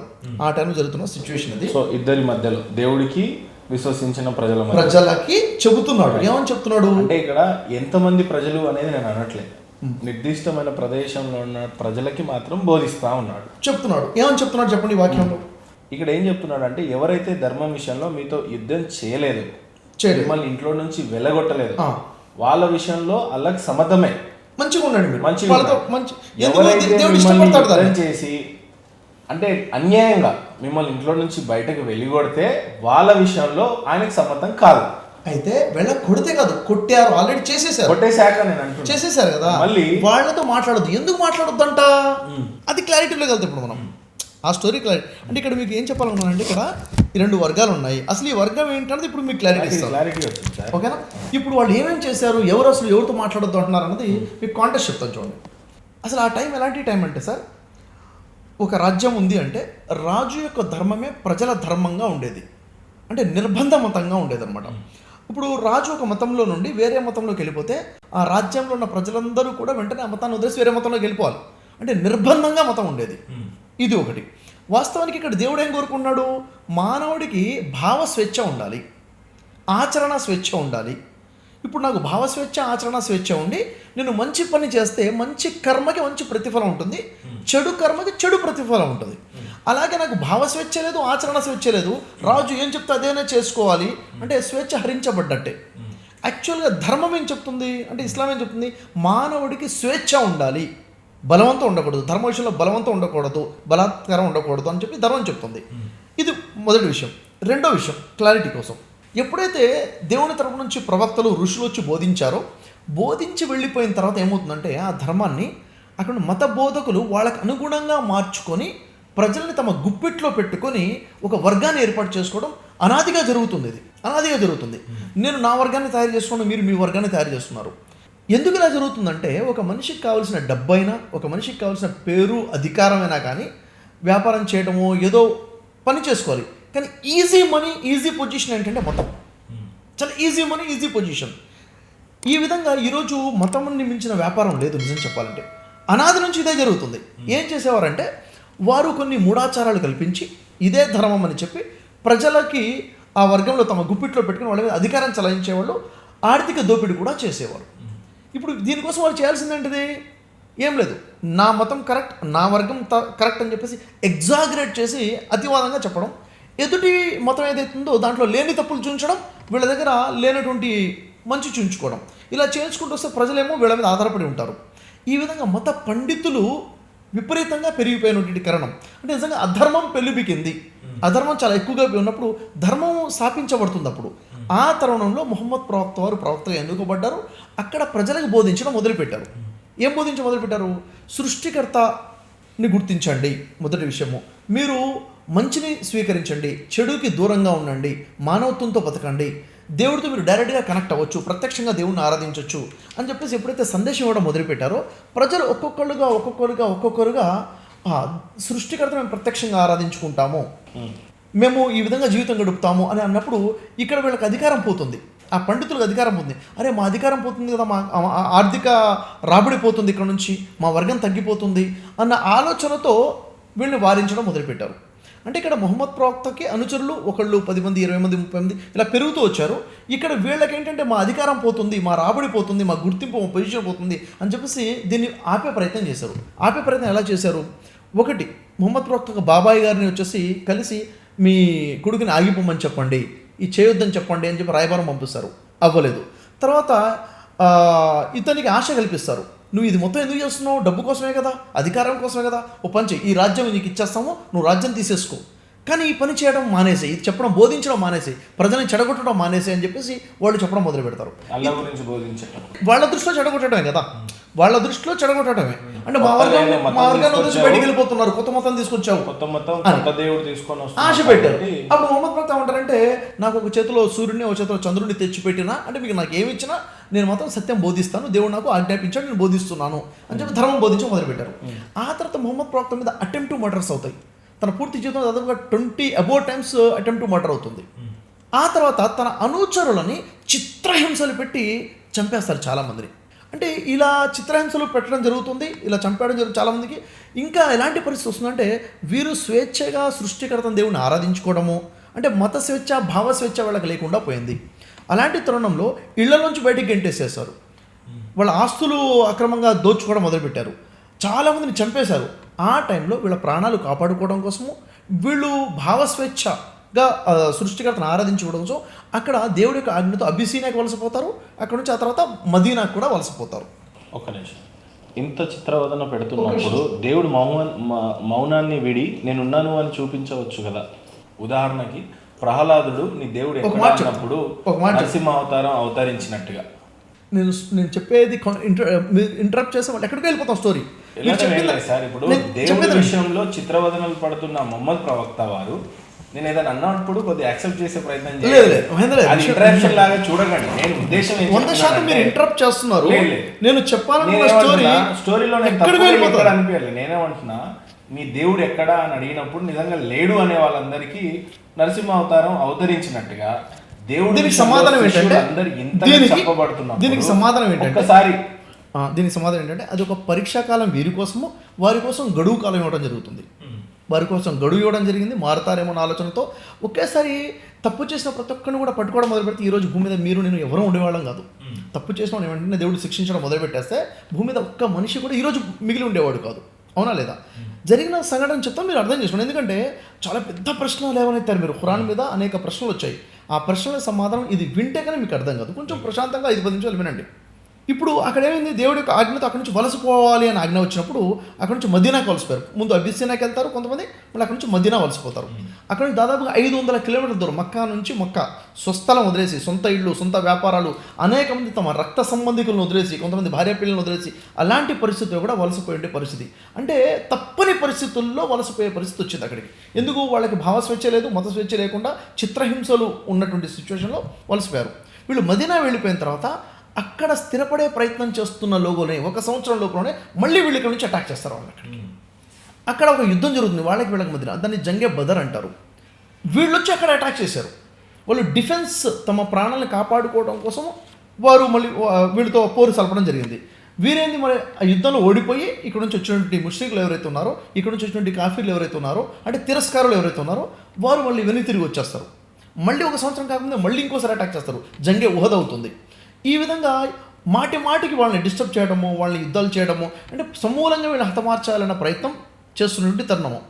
దాదాపుగా వలసపోయిన తర్వాత దాదాపు 8 సంవత్సరాల సమయం గడిచిపోయిన తర్వాత ఆ సమయంలో దాదాపు 10,000 మంది సైనికులతో, అంటే 10,000 మంది తన అనుచరులతో మొహమ్మద్ ప్రవక్త. అంటే అప్పటికి మొహమ్మద్ ప్రవక్త వారికి జిబ్రియల్ పూర్తి ఖురాన్ని బోధించిందా? పూర్తి కావలేదు. ఖురాన్ అవతరణ జరుగుతూ ఉంది. అంటే ఎప్పటికప్పుడు సంఘటనలను బట్టి ఒక్కొక్క మక్కాలో 13 సంవత్సరాలు, అక్కడి నుంచి వలసపోయిన తర్వాత మదీనాలో 10 సంవత్సరాలు. మదీనా వెళ్ళిపోయిన తర్వాత కూడా వీళ్ళు అటాక్ చేయడం జరుగుతుంది. ఇక్కడ పోరు దేని మీద జరుగుతుంది చెప్పండి? ఇక్కడ యుద్ధం దేని మీద జరుగుతుంది? సృష్టికర్తను ప్రత్యక్షంగా ఆరాధించుకుంటాము. వీళ్ళు ఏంటంటే లేదు, మేము చెప్పినట్టుగానే ఉండాలి. అప్పటికప్పుడు కొత్త మతం, కొత్త దేవుడు అంటే యాక్సెప్ట్ చేయలేదు. వీళ్ళు యాక్సెప్ట్ చేయడం, వీళ్ళ అధికారం పోతుంది, వీళ్ళకు ఉన్నటువంటి అధికారం పోతుంది, మా పెద్దరికం పోతుంది, మాకున్న ఆర్థిక రాబడి పోతుంది. ఈరోజు చూడండి, ఎక్కడ చూసినా కానీ నా వర్గము, నా సంపద, నా సంఖ్య, నా పొజిషన్ చూసుకున్న అందరు కూడాను. ఇప్పుడు ఉదాహరణకి నీకు ఎవరితో సంబంధం లేదు, దేవుడితో నువ్వు డైరెక్ట్గా మాట్లాడుకోవచ్చు, దేవుడితో నువ్వు డైరెక్ట్గా ప్రార్థన చేసుకోవచ్చు. అంటే నాకు ఇంకెవరు అవసరం లేదు కదా. ఎవరు అవసరం లేదంటే ఆదాయం పోయినట్టే కదా వాళ్ళందరికీ కూడా. ఇది ప్రాబ్లంలకి, ముఫ్తీర్లకి ప్రాబ్లం. ఇక్కడ ఉన్నటువంటి పండితులు ఏమన్నా క్రైస్తవ పండితులు ఆ ప్రాబ్లం. కానీ అప్పుడైతే రాజులు, రాజ్యాలకి, పెద్దలకి అక్కడ క్రైస్తవ పండితులు ఉన్నారు, యూద పండితులు ఉన్నారు, అక్కడ అరబ్బులో ఉన్నటువంటి వేరు తెగల పండితులు ఉన్నారు. వాళ్ళందరికీ ఏంటి సమస్య ఏంటంటే మా పట్టు పోతుంది, మా అధికారం పోతుంది, మా ఆర్థిక రాబడి పోతుంది అని చెప్పేసి వీళ్ళకి మత స్వేచ్ఛ లేకుండా అవి చేశారనమాట. ఆ టైంలో దాదాపు 8 సంవత్సరాల గడువు అయిపోయిన తర్వాత అప్పటికి మొహమ్మద్ ప్రవక్త యొక్క అనుచరులు ఎక్కువైపోయారు. తన స్వస్థలం, పుట్టిన స్థలం మక్కా కదా, దాదాపు 10,000 మంది సైనికులతో పాటు అప్పుడు మదీనా వెళ్తారు. అంతకన్నా ముందు 8 సంవత్సరాల తర్వాత ఒక ఒప్పందం జరుగుతుంది, సులే హుదైబియా అని చెప్పేసి ఒక ఒప్పందం. ఇప్పుడు ఒకరి మీద ఒకరు యుద్ధం చేసుకోవద్దు, దాదాపు ఇన్ని సంవత్సరాల వరకు యుద్ధం చేసుకోవద్దని ఒక అగ్రిమెంట్ కూడా వస్తారు. అగ్రిమెంట్ కూడా వీళ్ళు బ్రేక్ చేస్తారు, మళ్ళీ అగ్రిమెంట్ కూడా బ్రేక్ చేస్తారు. ఇదైన తర్వాత ఖచ్చితంగా హిజ్రీ 8వ సంవత్సరంలో, అంటే మదీనా వచ్చిన 8 సంవత్సరాల తర్వాత మక్కాకు వస్తారు. దాదాపు 10,000 మంది తన సహచరులతో పాటు. ఎప్పుడైతే వారు వస్తారో అక్కడ ఉన్నటువంటి వారందరూ కూడాను వీరి సరెండర్ అయిపోతారు. అంటే వీళ్ళు ఎంత చిత్రహింసలు పడి ఉంటారంటే, ఒక సైనికుడు అంటాడు, ఈరోజు మేము మా కక్ష తీర్చుకునేటువంటి రోజు, మేము మా మీద అయితే చిత్రహింసలు పెట్టారో దాన్ని కక్ష తీర్చుకుందాము, పగ తీర్చుకుందాము. అంటే మొహమ్మద్ ప్రవక్త చెప్పిన సమాధానం ఏంటంటే, లేదు ఈరోజు క్షమించేటువంటి రోజు ఇది, అందరికీ కూడా క్షమాపణ ఉంది, ఎవరి మీద ఎవరు కక్ష తీర్చుకోవద్దని చెప్పేసి వస్తారు. అక్కడ అందరి సమ్మతితో, ప్రజాస్వామ్యంతోనే అక్కడ ప్రభుత్వాన్ని ఏర్పాటు చేస్తారు అక్కడ మక్కాలో. అయితే ఇది మొత్తం అయిపోయిన తర్వాత వీళ్ళ అధికారం అక్కడ వచ్చేస్తుంది, మక్కాలో అధికారం వచ్చేస్తుంది. అప్పటికి కూడా మా అధికారం పోయిందని చెప్పేసి ఎవరైతే మత పండితులు ఉన్నారో, మత పెద్దలు ఎవరైతే ఉన్నారో వారు దాదాపుగా ఒక 6 నెలల లోపల మళ్ళీ కొంతమందిని పోగు చేసుకొని మళ్ళీ అటాక్ చేయడం మొదలు పెడతారు. వారి గురించి వచ్చినటువంటి వాక్యాలు ఇవి. అది కూడా ఏమని వచ్చినాయి ఒకసారి చూద్దాం. ఒకసారి క్వశ్చన్ కూడా ఏంటంటే ఇక్కడే అసలైన వీరు ఇద్దరు అల్లాహ్కి సంబంధించిన వ్యక్తులే కదా, ప్రపంచంలో ఉన్న ప్రతి మానవుడు కూడా. మరి అప్పుడు వాళ్ళిద్దరికీ సయోగ్యత కలిగిస్తారా, లేక వాళ్ళని మాటేసి చంపమంటారా? అంటే నేను అపోజిషన్ పార్టీ అని ఇందాకనే చెప్పాను. ఇప్పుడు నేను ఒక మాట చెప్తాను సార్. భగవద్గీతలో అర్జున్ వారికి శ్రీకృష్ణుడు బోధిస్తున్నారు. అక్కడ వారికి సంస్కరించవచ్చు కదా, వాళ్ళని సంస్కరించి ధర్మంలో వచ్చే విధంగా దేవుడు చేసేయచ్చు కదా. ఎందుకు యుద్ధమే చేయమంటున్నారు? ఎందుకు చంపమని ఎందుకు అంటున్నారు? ఎందుకు చంపాల్సింది ఎందుకు? వాళ్ళ మనసు మార్చేయచ్చు కదా దేవుడు. అక్కడ వాళ్ళకి అర్థం ఏంటంటే దేవుడు చెప్పలేకపోయాడా, వాళ్ళని మార్చలేకపోయాడా? దేవుడు అంత అశక్తుడైపోయాడా? దేవుడు చేయొచ్చు కదా, కొన్ని అద్భుతాలు చూపించవచ్చు కదా, వాళ్ళు మార్పు చేయొచ్చు కదా. ఇలాంటి వితండవాదన ప్రశ్నలు చాలా చేయొచ్చు.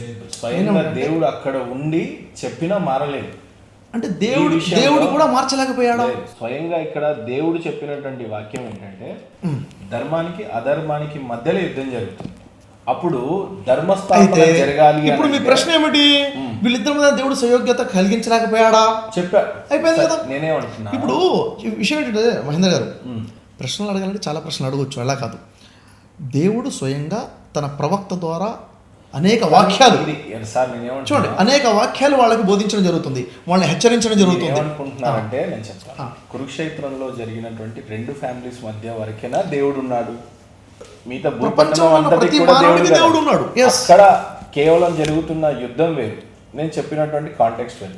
ఇక్కడ జరుగుతున్న విషయం ఏంటంటే మొట్టమొదటిసారిగా భూమి మీద ధర్మస్థాపన జరుగుతుంది. ఇస్లాం జరగట్లేదు ఇది. అంటే అంతకుముందు మహమ్మద్ ముందు ఇస్లాం ఉందా? ఎందుకు లేదు? మరి అప్పుడు ఇలా యాక్సెప్ట్ చేయకుండా ఉండడానికి గల కారణం ఏంటి? మా యొక్క డబ్బులు పోతున్నాయి, మా యొక్క రాబడి పోతుంది, మా పెత్తనం పోతుంది. ఇప్పుడు కొత్తగా దేవుడు తీసుకొస్తున్నాడు, ఆయన పేరు అల్లానో ఇంకేదో అరబిక్లో అయితే అల్లానే అన్నారు కాబట్టి ఇప్పటికీ అల్లాని. మహేందర్ గారు మాట చెప్తాను, నేను చెప్పింది మీరు వినలేదేమో. అంటే స్వయంగా మొహమ్మద్ ఇక్కడ ఏం జరుగుతుందంటే మాట్లాడుతున్నాడు కదా సార్. లేదు, ఇక్కడ ఒక విషయం చెప్తాను. దేవుడు అనేక మంది ప్రవక్తలు పంపించుకుంటూ వచ్చాడు. ఆ ప్రవక్తలు బోధించింది ధర్మం. ఆ ప్రవక్తలు వెళ్ళిపోయిన తర్వాత మత బోధకులు దాన్ని మార్చి మతాలుగా చేసుకున్నారు. అప్పుడు మళ్ళీ ప్రవక్త వస్తున్నాడు. అక్కడ మొహమ్మద్ ప్రవక్త వచ్చారు.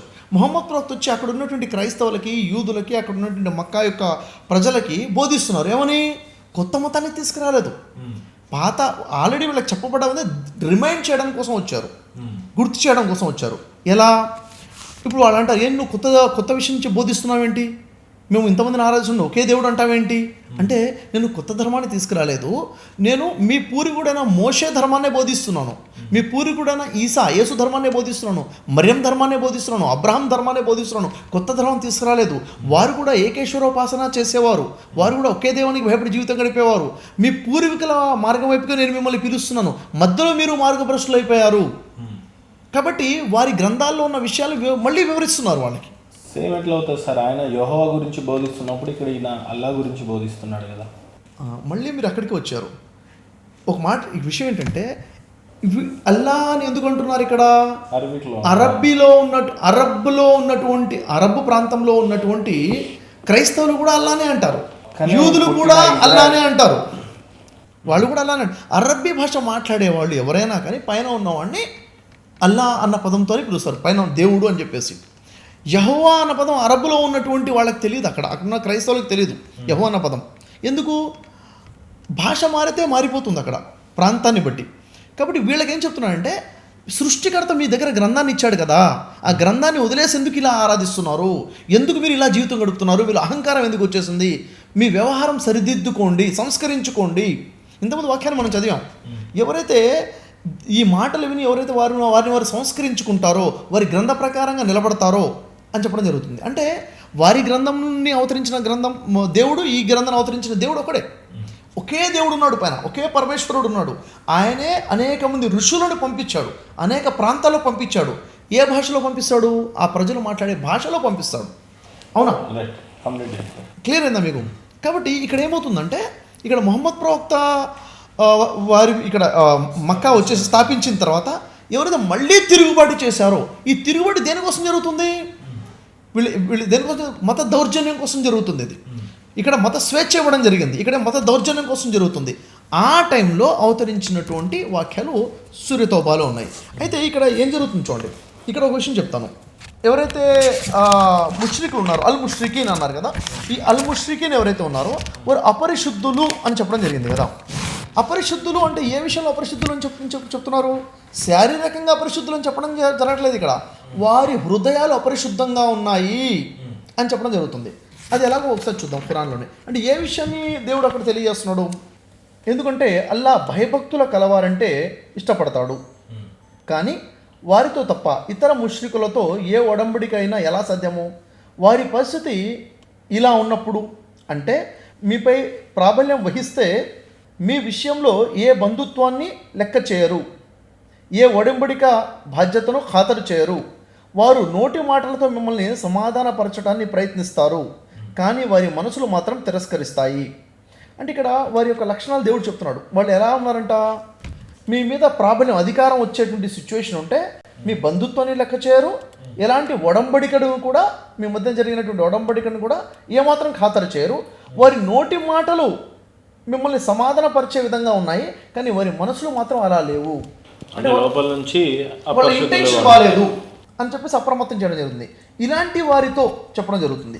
ఇంకో విషయం, సూర్య ఆలి ఇమ్రాన్లో 18వ వాక్యాన్ని కూడా చెప్పడం జరుగుతుంది. విశ్వాసులారా, మీ పక్షం వారిని తప్ప ఇతరులను ఎవరిని మీకు అంతరంగికులుగా చేసుకోకండి, క్లోజ్ ఫ్రెండ్షిప్ చేసుకోకండి. వారు మీకు హాని కలిగించే ఏ అవకాశాలైనా ఉపయోగించుకోవడానికి వెనుదీయరు. మీకు హామ్ చేయాలనుకుంటే చిన్న అవకాశం వచ్చినా వదిలిపెట్టరు మిమ్మల్ని.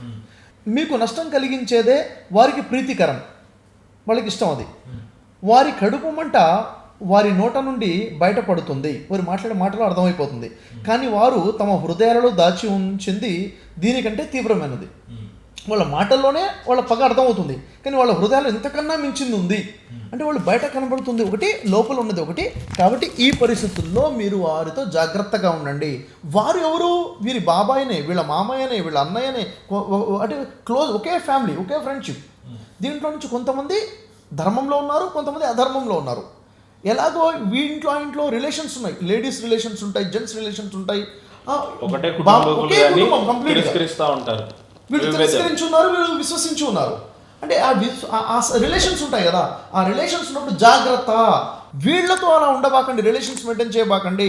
ఎందుకంటే వారికి ఏ అవకాశం వచ్చినా మిమ్మల్ని డ్యామేజ్ చేస్తారు, మిమ్మల్ని నష్టం చేయడమే వాళ్ళ ఉద్దేశంగా పెట్టుకున్నారు. వారి మాటలు మాత్రం సమాధానకరంగా ఉన్నాయి, పాజిటివ్గా ఉన్నాయి, వారి హృదయాల్లో మాత్రం చాలా చెడ్డగా ఉంది. ఇంత క్లారిటీగా చెప్పడం జరుగుతుంది. అంటే ఆ టైంలో దేవుడి నడిపింపు, మీరు ఇక్కడ వీడి విషయంలో, ఈ విషయంలో అప్రమత్తంగా ఉండండి అని చెప్పడం జరుగుతుంది. అర్థం ఉందా సార్? అంటే ఈ విషయంలోనే వాళ్ళు అపరిశుద్ధులు అని ఎవరిని చెప్పారు? వారి మానసికంగా వారి ఆలోచనలు అపరిశుద్ధంగా ఉన్నాయి. ఆ సందర్భంలో ఆ వ్యక్తులు మాత్రమే. అదే మహేందర్ గారు, ఈ వంచక పండితులు ఎవరైతే ఉన్నారో వారు ఏదైతే వీళ్ళ మీద యుద్ధానికి దాడి చేస్తున్నారో వారి విషయంలో, అంటే వారు మొదట వాళ్ళు చేసింది ఏంటిది? ఒడంబడిక ఏదైతే ట్రీటీ ఉందో అది బ్రేక్ చేశారు, ఒడంబడిక రద్దు చేసుకున్నారు. రెండోది, మళ్ళీ అక్కడ ప్రశాంతంగా శాంతియుతంగా ఉన్నటువంటి ప్రజల్ని డిస్టర్బ్ చేస్తున్నారు. ఈ తరుణంలో ఎవరైతే ఒడంబడిక బ్రేక్ చేశారో, ఎవరైతే మీ మీద అటాక్ చేస్తున్నారో వాళ్ళ గురించి వచ్చినటువంటి వాక్యం మనం ఖురాన్ మనం చదివితే, ఖురానే కాదు ఏ ఆధ్యాత్మిక గ్రంథం చదివినా కానీ 2 రకాల విషయాలు మనకు కనిపిస్తాయి. మొదటిది, సామాన్య పరిస్థితిలో ఉన్నటువంటి ఆజ్ఞలు ఉంటాయి. రెండోది, అక్కడ ఆ యుద్ధ పరిస్థితిలో ఉన్నటువంటి ఆజ్ఞలు ఉంటాయి. యుద్ధ పరిస్థితిలో ఉన్నటువంటి ఆజ్ఞలని యుద్ధ పరిస్థితిలోనే తీసుకోవాలి తప్ప సామాన్య పరిస్థితులు అప్లై చేయలేము మనం. ఉదాహరణకి కరోనా సిచ్యువేషన్లో కండిషన్స్ ఉన్నాయి, ఇలా ఉండాలి, ఇలా ఉండాలి, ఇలా ఉండాలి, షేక్ హ్యాండ్ ఇవ్వకూడదు, దూరంగా నిల్చోవాలి. ఇప్పుడు అప్లై కావు అవి, అవును కదా. యుద్ధ కండిషన్లో వచ్చినటువంటి చెప్పబడే ఆజ్ఞలు కేవలం అప్పటికి మాత్రమే ఉంటాయి తప్ప. అంటే ఇప్పుడు చాలామంది రాజులు ఇప్పుడు లేటెస్ట్ ఉన్న లీడర్స్ ఇంకా ఇదే ఫాలో అవుతున్న క్రమం మీరు ఎప్పుడు గమనించలేదా సార్? లేదు, యాక్చువల్గా హానెస్ట్గా మీరు గమనించలేదా? లేదు, గమనించ. కాఫీర్లుగా రజాకార్ల పాలన టైంలో కాఫీర్ అని శిస్తు వసూలు చేయడం ఇంకా కొనసాగుతుందని మీకు అనిపించలేదా? లేదు లేదు. విషయం ఏంటంటే, ఒకటి ఇప్పుడు కూడా మీ మక్కా మసీదులో ఇప్పటికి కూడా సేమ్ మతస్థులకి ఎంట్రీ లేదు, అదన్నా ఒప్పుకుంటారా? ఉన్నదే కదా సార్, నేనేదో కల్పించేది ఎంట్రీ లేదు, వాస్తవం ఇప్పటికి కూడా లేదు. లేదు, సేమ్ అదే కాఫీర్ అనేది ఇంకా నడుస్తుంది కదా మరి? లేదు, అలా కాదు సార్. ఇప్పుడు విషయం ఏంటంటే సార్, ఇక్కడ కాఫీర్ అనేది తప్పుగా తీసుకుని బాధపడుతున్నది హిందూ సోదరులు కాదు, ముస్లిం పండితులు దావా మైదానంలో ఉండి చేస్తున్న వాళ్ళే బాధపడాలి. కారణం ఏంటంటే, నువ్వు ఎంతకాలం కాఫీర్లు చెప్తా ఉంటే ఇక్కడ విషయం చెప్తాను, దేవుడికి దగ్గర చేసే పరిస్థితి లేదు కదా. నార్మల్ సామాన్యులను ఇంకా దేవుడికి దగ్గర రానివ్వరు. ఎంతకాలం విభేదాలు ఇవే జరుగుతూ ఉంటాయి తప్పితే కానీ, అసహ్యం పుట్టేలాగా ఒకరికొకరికి ఉంటుంది తప్పితే కానీ, ఈ గేట్ ఒకటి తీసేస్తే కాఫీర్ అని ఇందాక మీరు చాలా చక్కగా చెప్పారు ఎవరెవరు కాఫీర్లు అని. అది హిందూస్కి అయితే తెలియదు ఎవరు కాఫీర్ అనేది ఇంతవరకు. అండ్ ఎవరైతే నిజదేవుణ్ణి తెలుసుకోవాలి అని అనుకుంటున్నారో వాళ్ళు రాకుండా దావ పండితులు గేట్ వేస్తున్నట్టుగానే ఉంది ఇది. యాక్చువల్గా ఇక్కడ ఒక విషయం ఏంటంటే సార్, సూరే తౌబాలో 28వ వాక్యం చూస్తే, విశ్వసించిన ప్రజలారా ఆ ముష్రికులు అపరిశుద్ధులు. ఏ విధంగా అపరిశుద్ధులు అనేది ఇంతకుముందు మనం చూసాం. అంటే మానసికంగా వారు మీ పట్ల విరోధాన్ని కలిగి ఉన్నారు, బయటికి మంచిగా మాట్లాడుతున్నారు తప్ప మానసికంగా వాళ్ళు చెడు భావాలు కలిగి ఉన్నారు. ఏ చిన్న అవకాశం వచ్చినా కానీ మిమ్మల్ని నష్టం కలిగిస్తారు, మిమ్మల్ని నష్టం కలిగించే అవకాశం వాళ్ళు వదులుకోరు, దాంట్లోనే వాళ్ళకి సంతోషం ఉంది అని. అంటే వాళ్ళు అలాంటి ఇంటెన్షన్ లోపల బయట మంచిగా మాట్లాడుతున్నారు, మానసికంగా వాళ్ళు అపరిశుద్ధులు అని చెప్పారు. కనుక ఈ సంవత్సరం తర్వాత మస్జిద్ హరాం దరిదాపులోకి రానివ్వకుండా ఉంచండి. అంటే ఇక్కడ ఏమవుతుందంటే మస్జిద్ హరాం కాబా ఏదైతుందో అక్కడ దరిదాపులోకి రానివ్వకుండా ఉంచండి అని చెప్పడం జరిగింది. అయితే ఎవరిని రానివ్వద్దని చెప్తున్నారు? అల్ ముష్రికీన్ అంటే ఆ ముష్రికులు. ఏ ముష్రికులు అయితే స్వభావం కలిగిన వాళ్ళు ఎవరైనా సరే, లేదు అది కూడా కాదు, ఆ స్వభావం కలిగి ఉన్నటువంటి ఎవరైనా సరే కాదు, ఎవరైతే ఆ సందర్భంలో వీరి మీద అటాక్ చేశారో, వీరిని ఇళ్ల నుంచి ఎల్లగొట్టేశారో, ఒప్పంద భంగం చేశారో వారు మాత్రమే. ఓకే, అక్కడ కరెక్ట్గానే రాసున్నా కూడా మరి ఇప్పుడు కూడా ఎందుకు మసీదే హరాంగా ఉంచారు? కాబాలోకి అన్య మతస్థులకి ఎందుకు ఎంట్రీ లేదు? ఇప్పుడు కూడా ఎంట్రీ లేదంటే ఆటవిక కాలంలో సరిపోయింది అక్కడున్న సిచ్యువేషన్స్కి. ఇప్పుడు కూడా మరి గ్లోబలైజ్డ్ లేటెస్ట్ మరి ఖురాన్ ఇప్పుడు అవుట్డేటెడ్ అని చెప్తే మరి బాధపడతారేమో. ఖురాన్ అవుట్డేటెడ్ ఇక్కడ ఆ సమయంలో వచ్చిన ఆజ్ఞ మాత్రమే. ఇప్పటికి కూడా ఇప్పుడు అప్లై అయ్యే విషయం అయితే కాదు ఇది. మరి ఇప్పటికి రావాలి, అందరు పోవాలి, చూడాలి, అర్థం చేసుకోవాలి. అనేకమైనటువంటి మ్యూజియంలోకి, మందిరాల్లోకి ఇప్పటికి అన్యమతస్తులు వస్తారు, అందరూ అన్వేషిస్తున్నారు, అన్వేషణకు చోటు ఉంది. అసలు అక్కడికి వెళ్తే ఏముందో అనే క్వశ్చన్ మార్క్ చాలా మందికి ఉంది.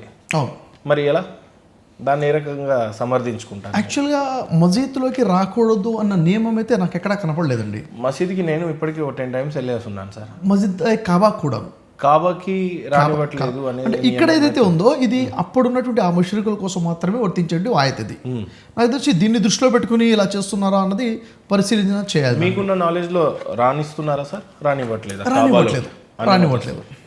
సంతోషం, అట్లీస్ట్ జెన్యున్ గా ఒప్పుకున్నారు. రానివ్వట్లేదు అనే విషయం జగమే జరిగిన సత్యం కదా. అదే మరి మళ్ళీ వితండవాదం చేస్తారేమో అనేది నా ఉద్దేశం. రైట్. ఆ తర్వాత మూడో సూర, ఆ కారణాలు ఏమైనా ఉన్నాయో, పొలిటికల్ రీజన్స్, రాజకీయ. ఇప్పుడు తిరుపతి ఉంది, తిరుపతి టెంపుల్లోకి ఒక ముస్లింగా నేను వస్తానని చెప్తే ఆ సెక్యూరిటీ రీజన్స్ ప్రకారంగా రాణిస్తారో అని అది వేరే విషయం. ఎందుకు సార్, ముస్లిం సోదరులు ఎంప్లాయీస్గా పనిచేస్తూ ఉంటాను. వెరీ గుడ్, చాలా సంతోషం. అట్లా ఏ మందిరంలోనూ రెస్ట్రిక్షన్స్ అయితే లేవు. కాకపోతే ఇప్పుడు ప్రధానమంత్రి లాంటి వ్యక్తి వెళ్ళినా కూడా కాబాకు రాణించుకోలేదు. బట్ బయట మళ్ళీ వాళ్ళు వందే మాత్రం పాడుతున్నారు, జాతీయ గీతం పాడుతున్నారు. ఎవరు? మన అరబిక్ సోదరులు, ఆ కింగ్ వాళ్ళు పాడుతున్నారు అండ్ జాతీయ జెండాకి సైల్యూట్ కొడతా ఉన్నారు. ఇప్పటికీ మన దేశంలో ఉన్న కొంతమంది సోదరులు ఇంకా పాకిస్తాన్ జెండాకే చేయకొడతా ఉన్నారు. ఇండియా పాకిస్తాన్ మ్యాచ్ గెలిస్తే ఇండియానే గెలవాలనే పరిస్థితి. వ్యక్తిగత విషయాలు అవి. మీరు అక్కడక్కడ చూసారా? నేను కల్పించానా? నేను చుట్టూ ఏం జరగలేదు, కాకపోతే నేను వినున్నాం ఈ విధంగా. కర్ణాటక ఎలక్షన్ జరిగిన తర్వాత జాతీయ జెండాకి బదులు వాళ్ళు పాకిస్తాన్ జెండాని ఎగరేసి జాతీయ జెండాని అవమానపరిచే విధంగా చేశారు సార్. పూర్తిగా ఖండించాలి ఆ విషయాన్ని, అలాంటి విషయాలు. భారతదేశంలో ఇండియా పాకిస్తాన్ మ్యాచ్ ఆడుతున్నప్పుడు నాకేం సార్, మీకు కూడా తెలిసే ఉంటుంది, కొంతమంది ముస్లిం పాకిస్తాన్ గెలవాలని కోరుకున్న సందర్భాలు ఉంటారు. అజ్ఞానం, అదే అంటున్నాను. సరిగ్గా వారికి ఖురాన్ జ్ఞానం లేక ఈ విధంగా చేస్తున్నారు. చూడండి సార్, ఇక్కడ ఖురాన్ జ్ఞానం వేరు, బోధించే వాళ్ళల్లో ఉందా? ఖచ్చితంగా చూడండి, ఖురాన్ని బోధిస్తున్నారు ఎవరైతే ఉన్నారో వీరు సక్రమంగా బోధించకపోవటం వల్ల ఇలా వస్తుంది. ఎప్పుడైనా సామాన్య ప్రజలకు యొక్క మైండ్ సెట్ చేసేది ఎవరు? బోధకులే కదా. ఈ బోధకులు ఎప్పుడైతే ఇది ధర్మము అని బోధిస్తారో నిజంగా అది ధర్మమని అనుకుంటారు ప్రజలు. ఓకే కదా. కాబట్టి ఈ విభజించు పాలించు అన్న ఆలోచనే తప్పు. మానవులందరూ సమానమే, మానవులందరినీ కూడా ప్రేమించాలి, మానవులతో కలిసిమెలిసి ఉండాలి. ముస్లింలు కాని వాళ్ళందరూ కాఫిర్లే అన్న ఆలోచన తప్పది. ఎవరైతే తిరస్కరించారో వారే కాఫిర్లు అవుతారు. అది కూడా ఎలా, వాళ్ళకి సంపూర్ణ సందేశం అందిన తర్వాత అప్పుడు మాత్రమే. ఓకే. ఎందుకంటే ప్రవక్తలు వచ్చినప్పుడు ఏమవుతుందంటే, ప్రవక్తని దేవుడు పంపించినప్పుడు ప్రవక్త ద్వారా సంపూర్ణ సందేశాన్ని అందిస్తాడు. ఇప్పుడు ఉదాహరణకి నేను ఎవరికైనా తెలిసి కూడా తిరస్కరిస్తే అవును ఖచ్చితంగా కాఫిర్ అవుతారు. ఇప్పుడు ప్రవక్త వచ్చినప్పుడు ఎంత స్పష్టంగా అయితే సందేశం ఇస్తారో అంత స్పష్టంగా మీరు నేను సందేశం ఇవ్వలేం. ఎందుకంటే ప్రవక్తలు దేవుడి సహాయంతో పని చేస్తుంటారు, వారి పరిచర్యలు మొత్తం దేవుడి వైపు నుంచి నడుస్తుంటాయి. అప్పుడు అద్భుతాలు కూడా చేస్తారు, ప్రవక్తలు అద్భుతాలు చేస్తారు, మిరాకిల్స్ జరుగుతాయి. ఆ టైంలో చూసిన వాళ్ళకి ప్రస్ఫుటం అయిపోతుంది, సంపూర్ణంగా సత్య నిరూపణ అవుతుంది. అక్కడ సంపూర్ణ సత్య నిరూపణ అయిపోయిన తర్వాత వాళ్ళు తిరస్కరించకుండా విశ్వసించాల్సిందే. అప్పుడు కనుక విశ్వసించలేదంటే వాళ్ళు తిరస్కరించినట్లు అయిపోతారు. ఇవన్నీ ఇక్కడ సంబంధించిన విషయాలు సార్. మరి 3వ సూర 85వ ఆయతలో అల్లా దృష్టిలో ఇస్లాం మాత్రమే సమతమైన ధర్మం అన్నట్టుగా చెప్తా ఉంది. ఇస్లాం తప్ప వేరే మార్గాన్ని దేవుడు స్వీకరించాడు. ఇక్కడ యాక్చువల్గా 3వ సూర 85వ ఆయతని ఏ రకంగా చూడవచ్చు? సరే, యాక్చువల్గా ఇస్లాం అంటే ఏమిటి? తన ఇష్టాలు పక్కన పెట్టి దేవుడు చెప్పిన మార్గం ప్రకారంగా జీవితం గడపడం ఇస్లాం. ముహమ్మద్ ప్రవక్త వచ్చిన తర్వాతనే ఇస్లాం ఉందా అంటే కాదు. ముహమ్మద్ ప్రవక్త వారు చెప్పినటువంటి ఒక హదీస్ మనం చూసుకున్నట్లయితే సహీ బుఖారీలో 3535 హదీస్లో ముహమ్మద్ ప్రవక్త వారు ఏం చెప్తారంటే, ఇస్లాం అనేది ఒక ఇంటితో ఎగ్జాంపుల్గా చెప్తారు.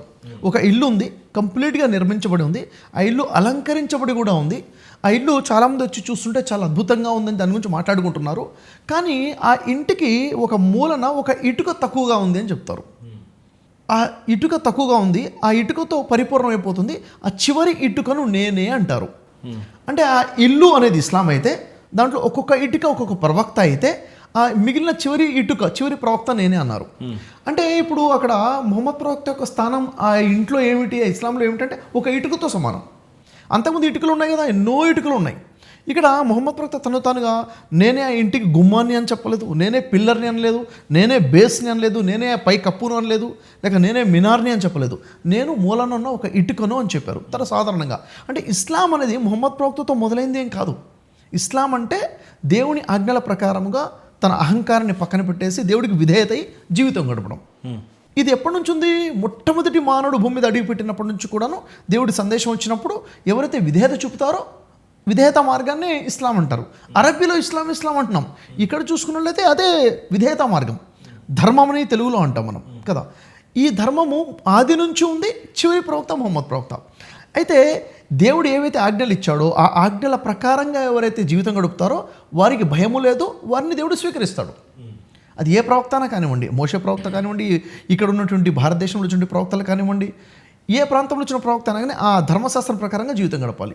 వాటితో పాటు ఇంకొన్ని ఉన్నాయి సార్, అవి చెప్పాలనుకుంటారా లేకపోతే వాటన్నిటికీ ఇంకా ఇవే ఆన్సర్స్ ఉంటాయి? ఇలా 9వ సూరాలు అన్నీ ఇవే ఉంటాయి సార్. ఓకే. అయితే మహేంద్ర గారు ఇక్కడ సూర్య తోబా గురించి ఇంతకుముందు మాట్లాడాం కదా, ఇది కొద్దిగా ఎందుకో చాలా ఇంపార్టెంట్ అనిపించింది సార్. ఒకసారి ఇది చెప్పగలిగితే చూడండి. చెప్పండి. ఖురాన్ 8వ సూర 12వ ఆయత. ఇదే సార్ సందర్భం ఏంటంటే, ఇంకా ఆ సమయము అప్పుడు మీ ప్రభు దైవదూతలకు ఇలా సంజ్ఞ చేశాడు, అంటే మెసేజ్ ఇచ్చాడు, నేను మీకు తోడుగా ఉన్నాను, మీరు విశ్వాసులకు స్థైర్యాలను కలిగించండి. నేను ఇప్పుడే ఈ అవిశ్వాసుల హృదయాలలో భయాన్ని సృష్టించాను, కనుక మీరు వారి మెడలపై కొట్టండి, వారి కీలుపై కొట్టండి, ఎందుకంటే వారు అల్లాహను ఆయన ప్రవక్తను ఎదిరించారు. ఆ అల్లాహను ఆయన ప్రవక్తను ఎదిరించే వారి పట్ల అల్లాహ్ అత్యంత కఠినంగా వ్యవహరిస్తాడు. ఇది మీ శిక్ష, ఇక దానిని రుచి చూడండి. సత్యాన్ని తిరస్కరించే వారికి నరక శిక్ష ఉంటుందనే విషయము మీరు తెలుసుకోవాలి. అంటే ఇక్కడ ఎవరైతే తిరస్కరించారు, అల్లాని తిరస్కరిస్తే ఇక్కడ వారి పైన అత్యంత క్రూరంగా దాడి చేయమని స్వయాన అల్లానే చెప్తున్నట్టుగా కనపడతా ఉంది. విషయం ఎలా అర్థం చేసుకోమంట? ఇక్కడ 2 విషయాలు ఉంటాయి సార్. ఇక్కడ ఒకటి ఏమిటంటే, ప్రవక్తని తిరస్కరించడం అంటే దేవుడిని తిరస్కరించడమే. దేవుడిని తిరస్కరించడం అంటే దేవుడు ఏం చెప్తున్నాడు? దేవుడిచ్చే సందేశం ఏంటిది? మీరు అహంకార రహితంగా నిరహంకారిగా దేవుడికి విధేయత చూపండి.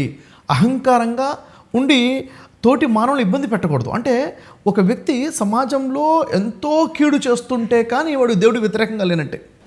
అంటే ఒక వ్యక్తి అహంకారంగా ఉన్నాడు, దేవుడు ఎక్కడ వారిస్తాడు? తన వల్ల అనేక వందల వేల లక్షల మందికి నష్టం జరుగుతూ ఉంటుంది, సామాజిక నష్టం జరుగుతుంటుంది, అక్కడ దేవుడు వారిస్తాడు. దేవుడు వారించినప్పుడు దేవుడికి విధేయత చూపట్లేదు. దేవుడికి విధేయత చూపియని మార్గాలు కొన్ని చెప్పొచ్చా సార్? హిందూ మార్గాన్ని అనుసరించి ఆలయాలను కట్టి దినదినం అక్కడ విగ్రహారాధన ఎక్కువగా జరుగుతున్నప్పుడు అల్లాకి విధేయుల అవిధేయుల ఈ రకంగా జరుగుతున్నప్పుడు ఇక్కడ యుద్ధ సందర్భంలో అవిధేయులను చంపమని ఇక్కడ లేదు సార్. ఇక్కడ కూడా తిరస్కారుల గురించే చెప్పడం జరుగుతుంది. ఏ తిరస్కారులు? చూడండి ఇక్కడ యుద్ధ సందర్భం ఏదైతే ఖురాన్లో ఉందో ఇది యుద్ధమే సార్, నేను అంటుంది దీంతో నేను కంపేర్ చేసి చెప్పట్లేదు. ఎట్టి పరిస్థితుల్లోనూ విగ్రహారాధనను తిరస్కరించమనే చెప్తుంది ఖురాన్. ఇట్లాంటప్పుడు దినదినం ఒక మతం అభివృద్ధి చెందుతూ ఉంది, ఒక ధర్మం అభివృద్ధి చెందుతూ ఉందంటే దినదినం ఇంతమంది ప్రజలు, 100 కోట్ల మంది ఆయనకి అవిధేయులే కాబట్టి అసహ్యం కలిగించే విధంగా మనుషులు ఉన్నారు అనే భావనలో ఖురాన్ ఉంటుందా ఉండదా? అసలు విషయం అంటే చెప్తాను నేను మీకు. సృష్టికర్తని దేవుణ్ణి మీరు ప్రత్యక్షంగా ఆరాధిస్తున్నారా, పరోక్షంగా ఆరాధిస్తున్నారా అనేది ఒక సబ్జెక్ట్ వేరు. అంటే సృష్టికర్తని డైరెక్ట్గా ఆరాధిస్తున్నారా? ఇప్పుడు విగ్రహాన్ని పెట్టి ఆరాధించే వాళ్ళ మనసులో కూడా దేవుడి భావన ఉంటుంది, దేవుడు అంటే భయం ఉంటుంది, దేవుడిని ఆరాధించాలంటుంది. ఎలా ఆరాధించాలో తెలియక వాళ్ళకి తెలిసిన పద్ధతిలో వాళ్ళు ఆరాధిస్తున్నారు. ఇది మొదటి విషయం. దానికి అల్లకి సమతమైన ఈ రకంగా జరుగుతుంటే దైవాన్ని మాత్రమే ఆరాధించాలి, సృష్టికర్తను మాత్రమే ఆరాధించాలి. వైదిక ధర్మం ప్రకారంగా కూడాను ఎంతమంది ఋషులు వచ్చారో ఆ ఋషులందరూ చెప్పిన సందేశం ఏంటంటే మిమ్మల్ని పుట్టించిన మీ సృష్టికర్తను మాత్రమే ఆరాధించండి. ఇప్పుడు ఉదాహరణకి మనం ఎవరినైతే ఆరాధిస్తున్నామో, అంటే ఏ రూపాలు పెట్టుకునే మనం ఆరాధిస్తున్నామో, ఈ రూపాలు సృష్టికర్త రూపాలు అయితే కావు. పుట్టించిన సృష్టికర్త రూపాలను పెట్టుకుని ఆరాధించట్లేదు. మనం ఏదో రూపాన్ని పెట్టుకుని ఆరాధిస్తున్నాము. దానికి సంబంధించి కొన్ని స్టోరీస్ మనం విన్నాం. ఇక్కడ ఏమవుతుందంటే ధర్మము గ్రంథాల్లో నిక్షిప్తమైపోయి ఉంది. దాన్ని మనకు బోధించిన వాళ్ళు మాత్రం మతాలుగా బోధించేశారు. ఇక్కడ ఏమవుతుంది, ఇదే కరెక్ట్ అని చెప్తున్నాం, మనం ఫాలో అయిపోతున్నాం. చూడండి, ఎక్కడైతే మనకి దేవుడికి మధ్య ఎవరైనా ఒకరు వచ్చి నిలబడ్డారో, ఒక పండితుల్లాగా నిలబడ్డారో, అతను లేనిదే మన ఆరాధన జరగట్లేదు, మన ఉపాసన జరగట్లేదు అంటే ఒకసారి ఆలోచించాలి మనం. సృష్టికర్తను నేను ఆరాధించాలనుకున్నప్పుడు ఖచ్చితంగా ఒక పండితుడి మీదనో, ఒక పూజారి మీదనో, ఒక పాస్టర్ మీద ఆధారపడాల్సి వస్తుంది. తప్పకుండా ఆయన ఉంటేనే జరుగుతుంది అంటే ఖచ్చితంగా అక్కడ సంథింగ్ ఇస్ ప్రాబ్లం. మన మీద ఆధారపడని చెప్తాం, మధ్యలో ఒక అడ్డుగోడగా నిలబడుతున్నారు అన్న విషయము. కాబట్టి ఇక్కడ అనేక సందర్భాలు ఏమైపోయిందంటే ధర్మాన్ని బోధించకుండా మతాలు బోధించుకున్నారు. అంటే వాళ్ళు సొంతంగా కల్పించుకున్నారు అనమాట. కాబట్టి ఇవన్నీ కూడా కరెక్టేనా? ఇవన్నీ వాస్తవమేనా? అనాది నుండి కూడా ఒకే ధర్మం బోధించబడింది. ఏంటిది అది? మానవత్వంతో ఉండండి, నీతి నిజాయితీతో ఉండి సృష్టికర్తను ఆరాధించండి. సృష్టికర్తను ఆరాధించడం కోసం వచ్చిన ప్రవక్తలనే దేవుళ్ళుగా చేసుకున్నారు చాలామంది. మంచి మాటలు చెప్పిన వాళ్ళని దేవుళ్ళుగా చేసుకున్నారు, అవునా లేదా? కాబట్టి ఇక్కడ నేను ఆరాధిస్తూ నిజంగా పైవాడిని ఆరాధిస్తున్నానా లేక ఇంకెవరైనా ఆరాధిస్తున్నానా అన్న క్లారిటీ మనకు రావాలి. కాబట్టి సృష్టికర్తన దైవానికి విధేయత చూపడం అంటే ఆయన యొక్క ఆజ్ఞలకి విధేయత చూపాలి. తర్వాత మానవత్వంతో ఉండాలి, నీతి నిజాయితీతో సత్కర్మలు చేయాలి. రైట్. దాంట్లోనే ఇంకో సేమ్ అదే 8వ సూర 65వ ఆయత్తులో చూడండి సార్. మీరు ఈ యుద్ధానికి సంబంధించిన వాక్యాలన్నిటికీ ఒకే సమాధానం సార్. ఎక్కడైతే యుద్ధం జస్ట్ వర్స్ చదివి చెప్పేయండి దాన్ని అంతే. 8వ సూర 65వ ఆయత్. ప్రవక్త, ముస్లింలను యుద్ధానికి పూరికొల్పు. మీలో గనక 20 మంది స్థైర్యం కలవారు ఉంటే వారు 200 మందిని జయిస్తారు. ఇంకా అటువంటి వారు 100 మంది గనక ఉంటే 1000 మంది సత్య తిరస్కారులను జయిస్తారు. ఎందుకంటే వారు బుద్ధిహీనులైన ప్రజలు. సరే, ఇప్పుడు అల్లా మీ బరువును తేలిక చేశాడు. ఆయనకు తెలుసు ఇంకా మీలో బలహీనత ఉందని. కనుక మీలో గనక 100 మంది సహన స్థైర్యాలు కల వారు ఉంటే వారు 200 మందిని, ఇంకా అటువంటి వారు గనక 1000 మంది ఉంటే 2000 మందిని అల్లా ఆదేశానుసారం జయించగలరు. సహనం కలవారితో అల్లా ఉన్నాడు. ఏంటి ప్రాబ్లం ఏంటి ఇక్కడ? ఇక్కడ మీరు కొద్దిగా ఓపిక తీసుకొని అర్థమయ్యే విధంగా చెప్తే బాగుంటుందేమో అని నా ఉద్దేశం సార్. అదే దాన్ని ఇప్పుడు ఉదాహరణకి జంగే బదర్ ఉంది. జంగే బదర్ ఏంటిది? అది జంగే బదర్లో మక్కాలో బతుకుతున్నటువంటి ఏకేశ్వరోపాసన చేస్తుంటే వారిని వాళ్ళ ఇళ్ల నుంచి వెళ్ళగొట్టేసి వాళ్ళు వలసపోయి మదీనా వెళ్ళే విధంగా చేశారు. మళ్ళీ అక్కడికి వెళ్ళి కూడా వాళ్ళను దాడి చేసే ప్రయత్నం. వచ్చిన వాళ్ళు ఎంతమంది? 1000 మంది సాయుధాలతో వచ్చారు. ఇక్కడ వీళ్ళ దగ్గర ఆయుధాలు లేవు, తినటానికి తిండి కూడా లేనటువంటి పరిస్థితి. ఆ పరిస్థితుల్లో వీళ్ళకి దేవుడు ధైర్యం చెప్తున్నాడు, నేను మీతో పాటు నిలబడ్డాను, మీరు ధైర్యం కోసం పోరు సలపండి, మీరు ఇంతమంది ఉన్న ఇంతమంది మీద ధైర్యమే. మోటివేషన్ ఇక్కడ ఇవ్వడం జరుగుతుంది. నేను మీతో పాటు నిలబడతాను. ఏ విధంగా అయితే శ్రీకృష్ణుడు అర్జునుడికి చెప్పారు, నువ్వు భయపడబాకు, నువ్వు కాదు చంపుతుంది, నేనే చంపుతున్నాను, నువ్వు పోరాటం చేయి, నువ్వు చంపపోయినా వాళ్ళు చనిపోయారు ఆల్రెడీ అని చెప్పేసి ధైర్యం చేస్తున్నారు, మోటివేట్ చేస్తున్నారు శ్రీకృష్ణుడు అర్జునుడికి. ఏదైతే మోటివేషన్ ఉందో నువ్వు ధైర్యం నింపుతున్నారు, అదే ధైర్యం ఇక్కడ నింపడం జరుగుతుంది.